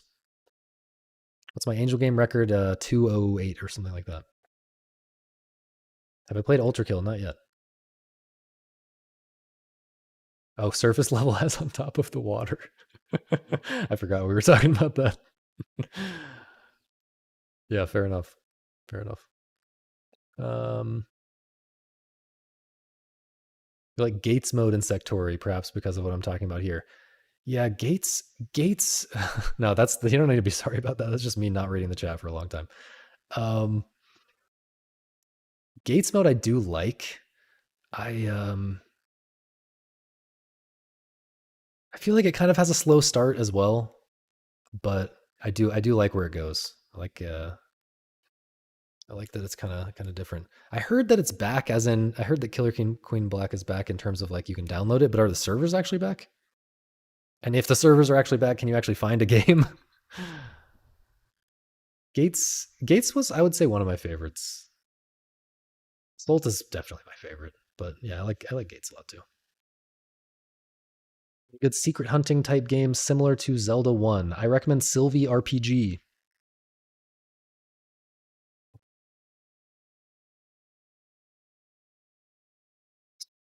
I mean, even like Laney Game, which I recommended at the very beginning of this list. Um, Laney Game maybe has a little bit of that vibe.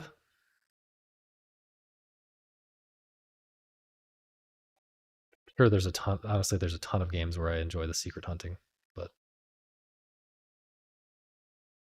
So those are the two that are coming to mind.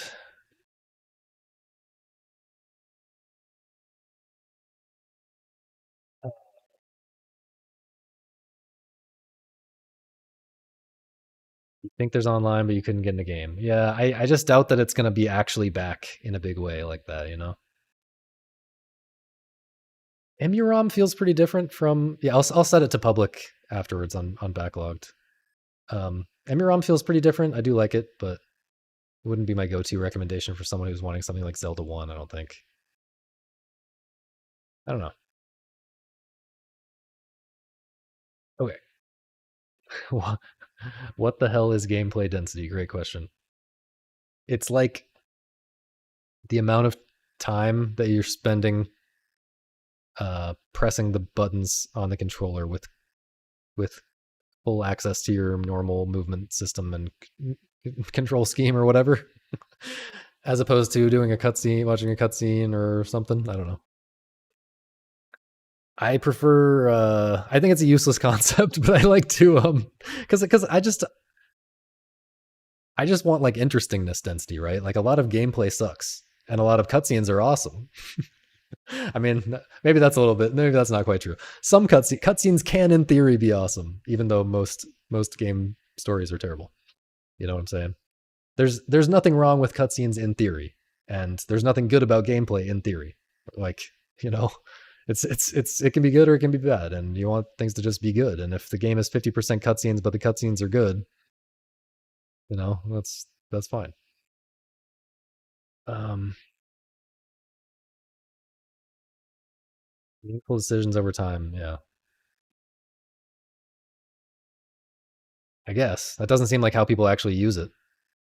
That really does not seem like how people actually use it, because people would say that an arcade shmup has high gameplay density, and you're not making any decisions a lot of the time. You know, when you're going through Dodonpachi for the 50th time, you're just following your route.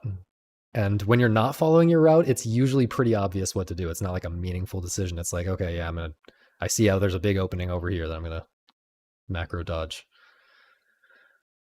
But yeah, I feel like meaningful decisions over time. I feel like that definition favors more so the stuff that I'm talking about, like Minnow and Angel Game, whereas the stuff that people who talk a lot about gameplay density, um, like is maybe lower in gameplay density by that definition. So that's I don't know. It's confusing, and I don't think it's a useful term, and yet I find myself saying it. Okay. Now, you might notice that there are only 9 games on this list. Astute viewers have been wondering for quite a while what the 10th game is. The 10th game is not a game. It's not playing games. The 10th game is I don't know how to say this. The 10th game is, you know how on Twitter people are always like, you know, people who play who people who only know about super normie games like Resident Evil and stuff, and they're always telling you like you don't have to play a game to enjoy it, right? You can just watch the cutscenes on YouTube, and I'm valid as a Resident Evil fan because I watched the cutscenes on YouTube. Now, I do not agree with that. Okay, this is a bell curve meme. Okay, that's the left side of the bell curve, and I do not agree with that. However, they are right in that you do not have to play a game to appreciate it.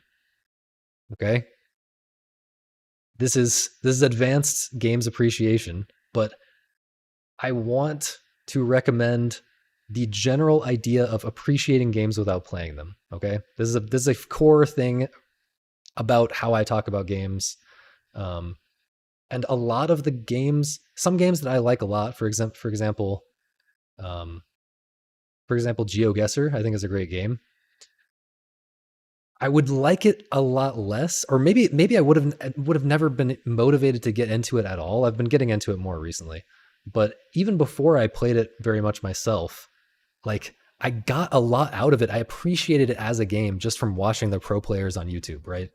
I've spent a ton of hours watching pro GeoGuessr and like funny rainbow videos and all of that kind of stuff. And you can appreciate the game by doing that, right? And yeah, like Mecha Chameleon is a more recent example. I don't love Mecha Chameleon the way I love GeoGuessr, but because GeoGuessr is just so unique and it's just such a different experience that you get. Like there's just nothing like GeoGuessr, obviously. Mecha Chameleon kind of feels like Spy Party for normies or something, but or for casuals or something. But still, I got something out of Mecha Chameleon without ever feeling like I had to play it myself or even should play it myself. Like I just watched the funny clips of Mecha Chameleon and it was, it was gameplay dense in the sense that I spent very little time watching those clips and got a lot of laughs out of it and appreciated the way that the game design, created, framed the situations to be funny in that way. Um, another recommendation in this vein, you can do this with whatever types of games interest you, but I really like Will Anderson's Scrabble videos. Um, Scrabble is a really deep, weird, competitive game. However, I am never going to get good at it because it has this problem that a lot of competitive games have, which is that you have to do some kind of crazy grinding uh, practice exercise to get really good at it. Like if you ever want to be really, really good at Scrabble, you just have to memorize the dictionary, which which is not fun. Um, so yeah, I'm probably never going to be that good at Scrabble, but I can appreciate the crazy depth that comes out of this game and the way that the randomness of the Scrabble letter bag creates so much extra complexity in a similar way to like stuff that I like Syncopaws. Um, and Will Anderson does a good job of explaining some of that kind of stuff in some of his videos. Um, what's another example? I mean, even Spy Party, I consider it one of my favorite games of all time. I consider it my favorite multiplayer game. Um, but I haven't played that much of it, you know. Um, I haven't played a lot of what I know about Spy Party. I know from watching the commentated pro matches, right, rather than from playing it firsthand. Because there's just so much crazy depth in this game, but you might not actually want to, you know. It's not that you don't want to, because like I want to get good at every game. I would love to fully understand every game, but I have limited time in my life, right? And this gets to a different interpretation of the 10th game on this list, which is what Lanza was saying. Go touch grass and go read a book and do other things. Like you will appreciate games more, or at least the way that you appreciate games will align with the way that I appreciate games more if you engage with other art forms and understand what they are good at, right? Because if you go read the best books that have ever been written and then you come back to games, it's going to be a lot more clear how they stack up, right? How they stack up in terms of something like narrative. Um, and I think being a big reader, but also listening to a lot of different kinds of music, watching a lot of movies. I don't watch as many movies as I do read books and listen to music, but you know, just being engaged with other art forms, but also just being engaged with life, having a life, um, is important. Balance is important, but also it informs your taste in games. Like if the way that you're engaging with games is like degenerate, I am just trying to fill my time and distract myself from the fact that I don't have a life and my life is miserable. Like that's not a good place to be coming from to appreciate games, at least not the way that I do. Like that's um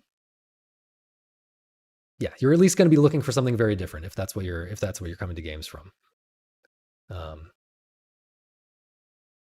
yeah, hopefully that wasn't too harsh. Hopefully that helps. But anyway, if if that is your mindset about games, that you're not going to play games 24/7 all the time for your entire life, it's obvious. It follows from that you're not going to have time to become the best, to go super duper deep on every competitive game ever. Um, so yeah, watching games can watching professional watching high level play and trying to put yourself in the headspace of the people who are playing and appreciate what they're doing, appreciate trying to understand the decisions that they're making and what makes the game interesting for them at that level can help a lot with appreciating games. When we're getting a spy party going on the court, we really need to do that. Yeah, yeah, we should do that soon. I heard there was some kind of crashing issue, which maybe that was just a lot of these older games. This is just the problem with video games, right? Like they just the technology, Windows gets updated and everything gets broken. But yeah, I'm sure we can figure out a workaround for whatever it is. Um, Little brothers were playing Game 10 since the dawn of gaming. Have I seen the list of games John Blow recommends? I believe it's on his Steam. Yes. I think it's called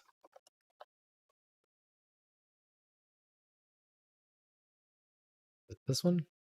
Yes, it's called My Curation Group, and the reviews all just say it is a good game. I have played everything on this list. I've played like almost everything on this list. I need to play more Dust Force, and I need to revisit English Country Tune. But yeah, I've played more or less everything on this list, and it's. I mean, I think my taste has strayed from Jonathan Blow's taste. I think Jonathan Blow's taste has changed a lot. Like there are so many good games coming out that have come out in the past like 5 or 6 years based on what I feel like his taste was like 10 years ago, but he like doesn't recommend them. Um, anyway, I'm not. I need to not pick a fight with people. I need to not pick a fight with Jonathan Blow. Um, anyway, yeah, this is a great list. This is you should be thinking about playing this stuff. It's aligned with a lot of the stuff that I was talking about in terms of like thinking about the designers, what the designer is saying through the level design and things like that, and like the learning process being interesting. What games does he recommend that I wouldn't? Linelith.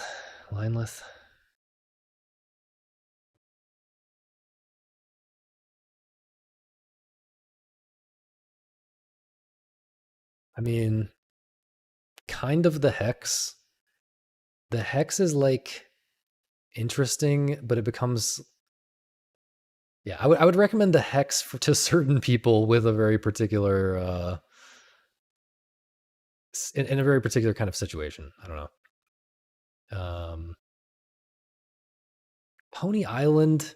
I mean, it's fine. I don't know if it holds up quite as well as a lot of this other stuff, but at the time, I enjoyed it. Um, I think some of the Zachtronics games I'm a little bit lighter on than he is. Like Opus Magnum, it can be a good like intro to Zachtronics if you find some of the harder games intimidating, but it doesn't have the depth that like TIS 100 or Space Chem or Shenzhen IO has. But it's a good game in the sense of it's a well-made game for its target audience. Obviously, people get a lot out of it. Um, the Swapper, I don't know how well that really holds up. Like, it's kind of an interesting idea, but I don't know.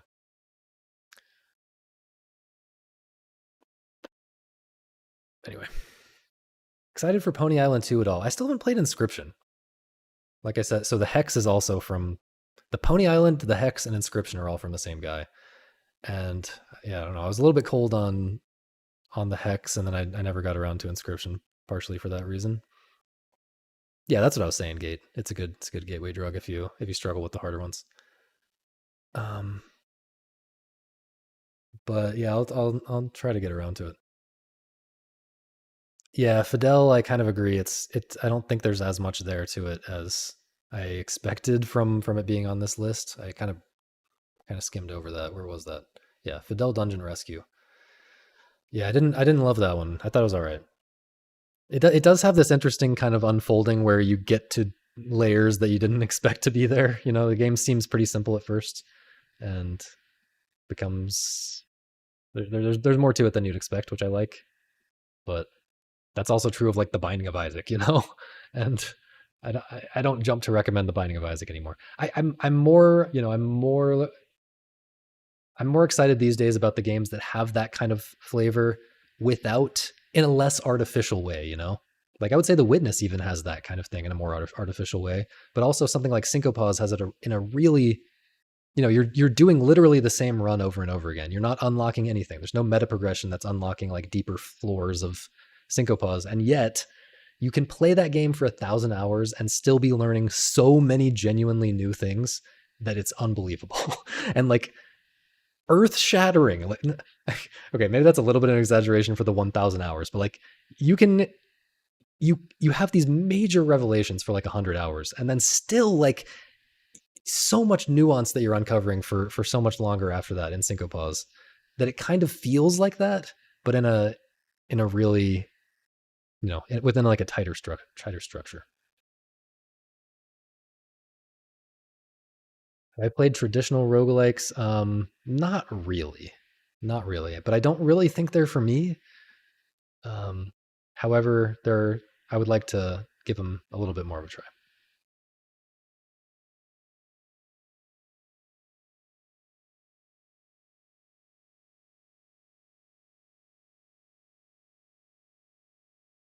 Tangential practice might be core to games at a certain level of competition. I can't really think of a game where focused practice wouldn't help. We were talking about this when we were talking about what was it?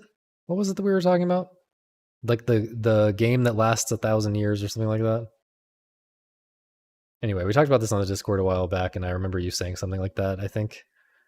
And I was kind of arguing that Syncopause is a pretty strong example of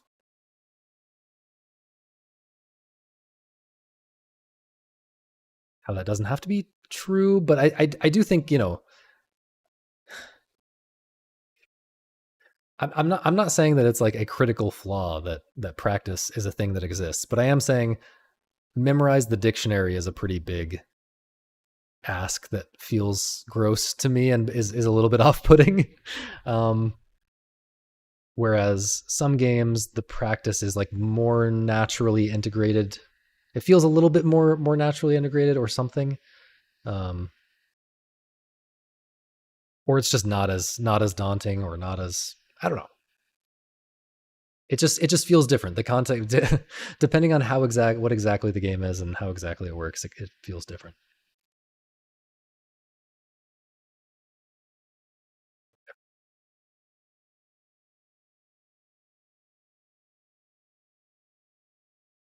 Binding of Isaac is net bad because it inspired a bunch of meta progression roguelikes, which is funny because in Isaac it's way less offensive because it mostly unlocks variety instead of power. Not only that, it unlocks, it's actually meta regression, which is awesome, and I want to see more often. Um, yeah, you unlock something that just straight up makes the game harder. And I think even in general, like the game gets harder from unlocking so much crap that you don't want. um, yeah, but I don't judge the game based on that, right? Like I don't I wouldn't say that Binding of Isaac itself is bad because it inspired a bunch of stuff, but yeah, maybe its influence is bad. Yeah, I would maybe say Rogue Legacy as well.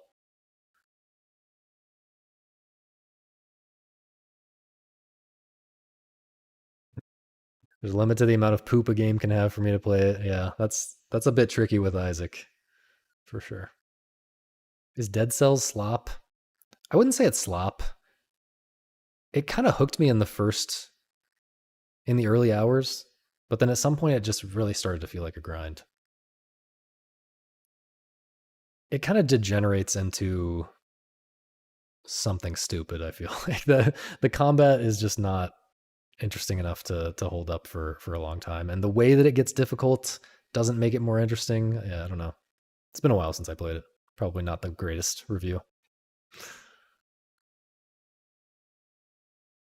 Um, I'm not even I'm not even that opposed to meta progression, like in theory.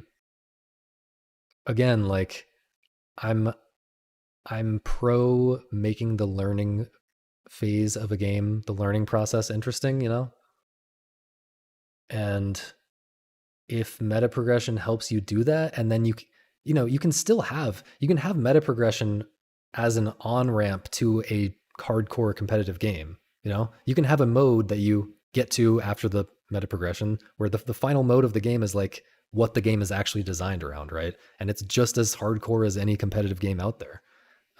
And you just also have this meta progression structure in the early game to kind of build you toward that so that it's not overwhelming, and you know it kind of teaches you um, in a slightly more guided way than just you know have at it.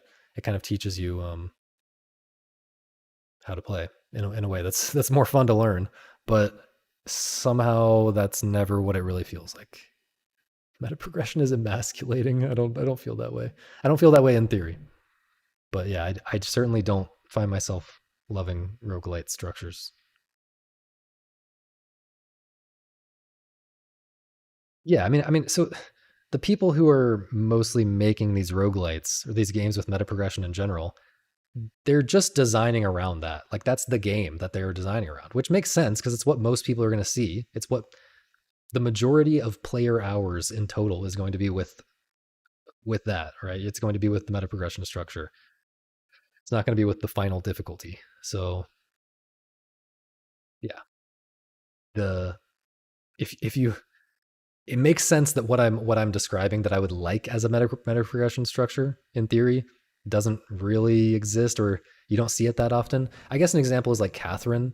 The Catherine story mode you can kind of see as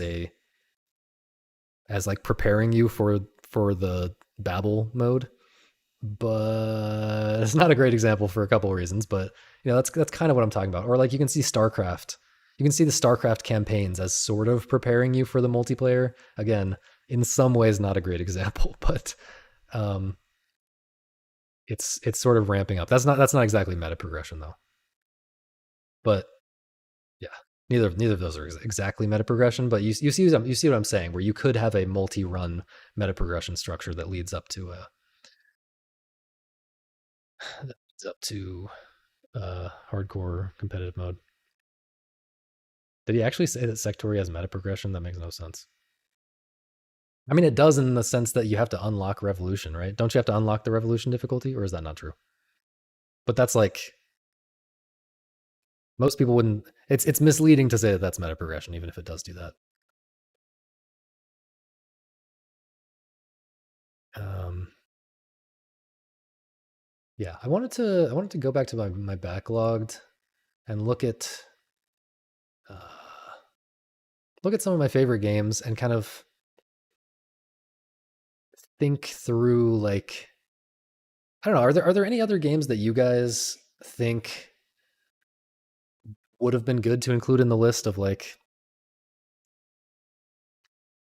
I guess you know people who have been around these parts, you know, hanging out in the Discord and kind of more or less understand where I'm coming from with the games that I recommend. Are there any other kind of easy on ramps to this kind of the kind of games that we talk about around here? On ramps to at least being able to understand my taste in games. Um, yeah. Anything else coming to mind? Because yeah, I agree. I agree about the Mark Sectori thing, but it wasn't exactly a review. But yeah, I didn't think that he really needed to. Didn't think it was appropriate to get into that with that little time and effort spent on the game. You know, he didn't really like games that kind of unfold as you learn them. Not just that. Not just that. Um, just just everything. Like you know, I just spent 2 hours talking about like all of my different contrarian takes kind of wrapped up together into that list of 10. You know, not all of them, but the ones that kind of aren't so hard to get to that they don't really make sense as like a starter recommendation. Like, okay, like Soft Kitten Experience. I love this game. I would never in a million years recommend this game to most people. It is it's a precision platformer that's just like it takes, you know, you're probably going to have a bad time unless you have a very high level of precision platformer skill. It does have easier difficulties, but I feel like if you only play those easier difficulties, you're going to miss a lot of what's great about it. And so you need this super high level of precision skill, and you have to think about the game in a way that most people would just never think about games. Like, you have to figure out what the mechanics are. You have to figure out things that you can do that the game doesn't signal to you at all. You have to like experiment in a certain way. Look at the level. It's taking that kind of witness style look at the level design and understand what the designer is expecting of me, but it's taking that like so far that like someone who's new to that kind of thinking would really struggle with it, I think. Really struggle to figure anything out in this game. And yeah, this game is just crazy. I mean, it's expecting you to understand like deep things um about like platformers, like uh, I don't want to spoil anything. I don't want to spoil anything. I know Lonzo's been playing this game right now, so I don't want to spoil anything. But there's just some crazy stuff that it expects you to understand. That like you need to be well versed in how platformers work. Like invisible things about how platformers work to appreciate this game. Okay. So that's like example of super deep end. Like that's the type of thing that I get excited about as a game that I personally love, but would not put on this list, you know?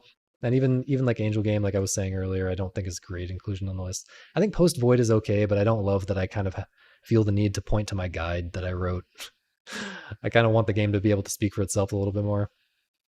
Um, Super Hexagon, it's an okay recommendation, but I also feel like it's kind of in the mainstream. It doesn't really bridge the gap between mainstream understanding of what's good about games and my understanding, you know. I'm kind of trying to bridge the gap here. Similarly, like Dark Souls and Demon Souls, like people mostly understand that. Like you know, most people who would end up here understand what's cool about those games. Maybe not very clearly. Maybe they don't understand very clearly, but they've at least played the games. Yeah, I was thinking about like Jelly No Puzzle or Snakebird or something. I think that's kind of the next step after like you appreciate the witness, right? It's kind of the next step after that. I didn't want to put another like full long puzzle game on the list because you know most of my list was like pretty short games. A lot of these games are pretty short. You know, you don't need to play Minnow for that long. You don't need to play Leap Year for that long. Even like Jump King, you know, Point B, Laney game. So the witness is already like a pretty big percentage of this list if you like really go deep on it. But yeah, that would be kind of in the next phase after that would be something like Jelly No Puzzle or Snakebird, I think. Or Steven Sausage Roll. I'm not really sure what the best order to recommend is, but they feel a little bit more advanced to me in the way that like you have to track deductions in your head a little bit more. Like even Jonathan Blow has like complained about Snakebird, not complained, that's not the right word. Like he likes Snakebird, but he thinks that there's something that's not ideal about it in the way that it makes you think about the levels. The fact that you can't solve them intuitively, right? Which I've written about before. Monkey Ball 1, that's a pretty good one. That's a pretty good example. I do think it does a lot that is related to stuff that I talk about all the time here. I actually need to go back and play it because I haven't played it since I was a kid, but I loved it when I was a kid. Women Puzzle by Sylvie. I was thinking about that game today. I want to talk about that game. If you haven't played Women Puzzle, consider playing it. If you're already in the deep end of the stuff that I recommend, I think it's it's not a easily approachable, easy to appreciate recommendation. Uh, but yeah, I have a lot to say about that game. I want to talk about it in a way that will fully spoil it. Um, and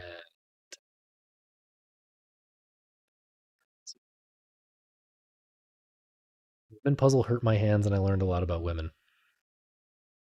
It's not too hard. I think it's pretty hard. I think it's pretty hard, and it's also I think hard. And this is why I want to talk about it because I feel like it's hard to fully appreciate it. Um, there's a Yeah. There's a weird kind of difficulty on display in that game, and I can't say more without spoiling. But I absolutely love that game. Vivid Lope, yeah, I do need to check out Vivid Lope. Uh, Game mods can be good at communicating specificity in hobby games. Probably too long to explain in stream chat. No, I get that. I get that for sure. It's a little hard to recommend a mod in this kind of context, but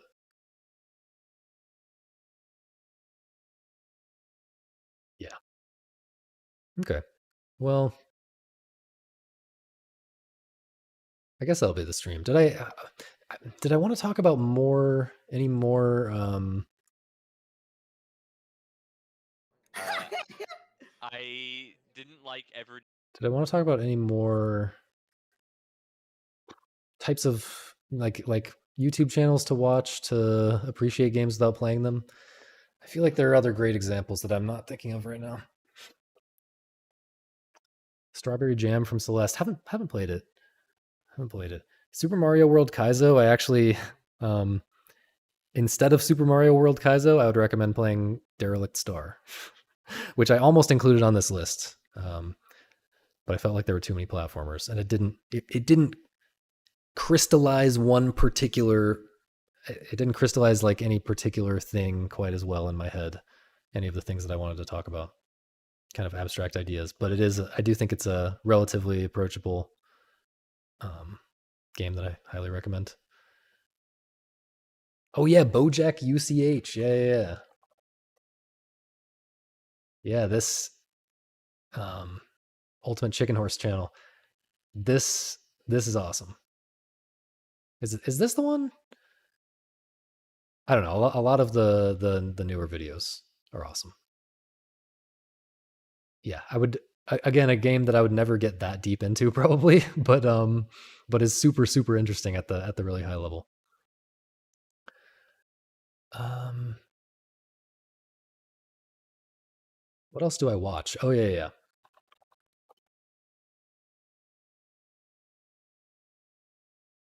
You gotta watch Pan and Koek, right?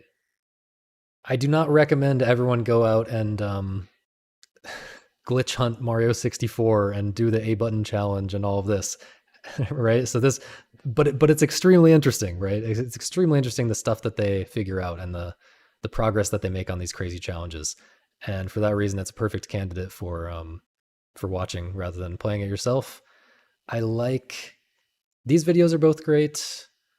Uh, there's one about I guess the one about invisible walls. Where's the Yeah, Invisible Walls Explained, 3 hour and 45-minute video. Most of the end of this video is like examples. You don't have to watch that, but like the explanation is great. Um, yeah, great stuff. Great stuff. I haven't watched. Have I watched this one? I think I did actually.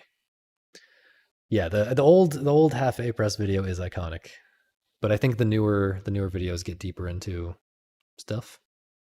A little bit better at explaining things. Yeah, that's Gates. That's Gates' most recent game. Well, most recent until whenever the whenever the avoidance jam game drops. I don't think it dropped yet. Have I talked about games like Undertale? I think Undertale's okay. I don't know. I didn't like 100% it or anything. Michael in the Forest series mandatory. Yeah, but that's a little bit different, right? That's like a game. That's like game design discussion. I'm talking about like appreciating the game without playing it. You know what I'm saying? Appreciating a specific game without playing it.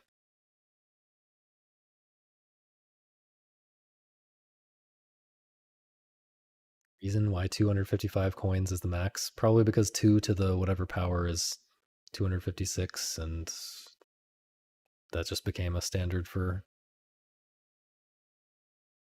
some reason. I don't know. Historical reasons.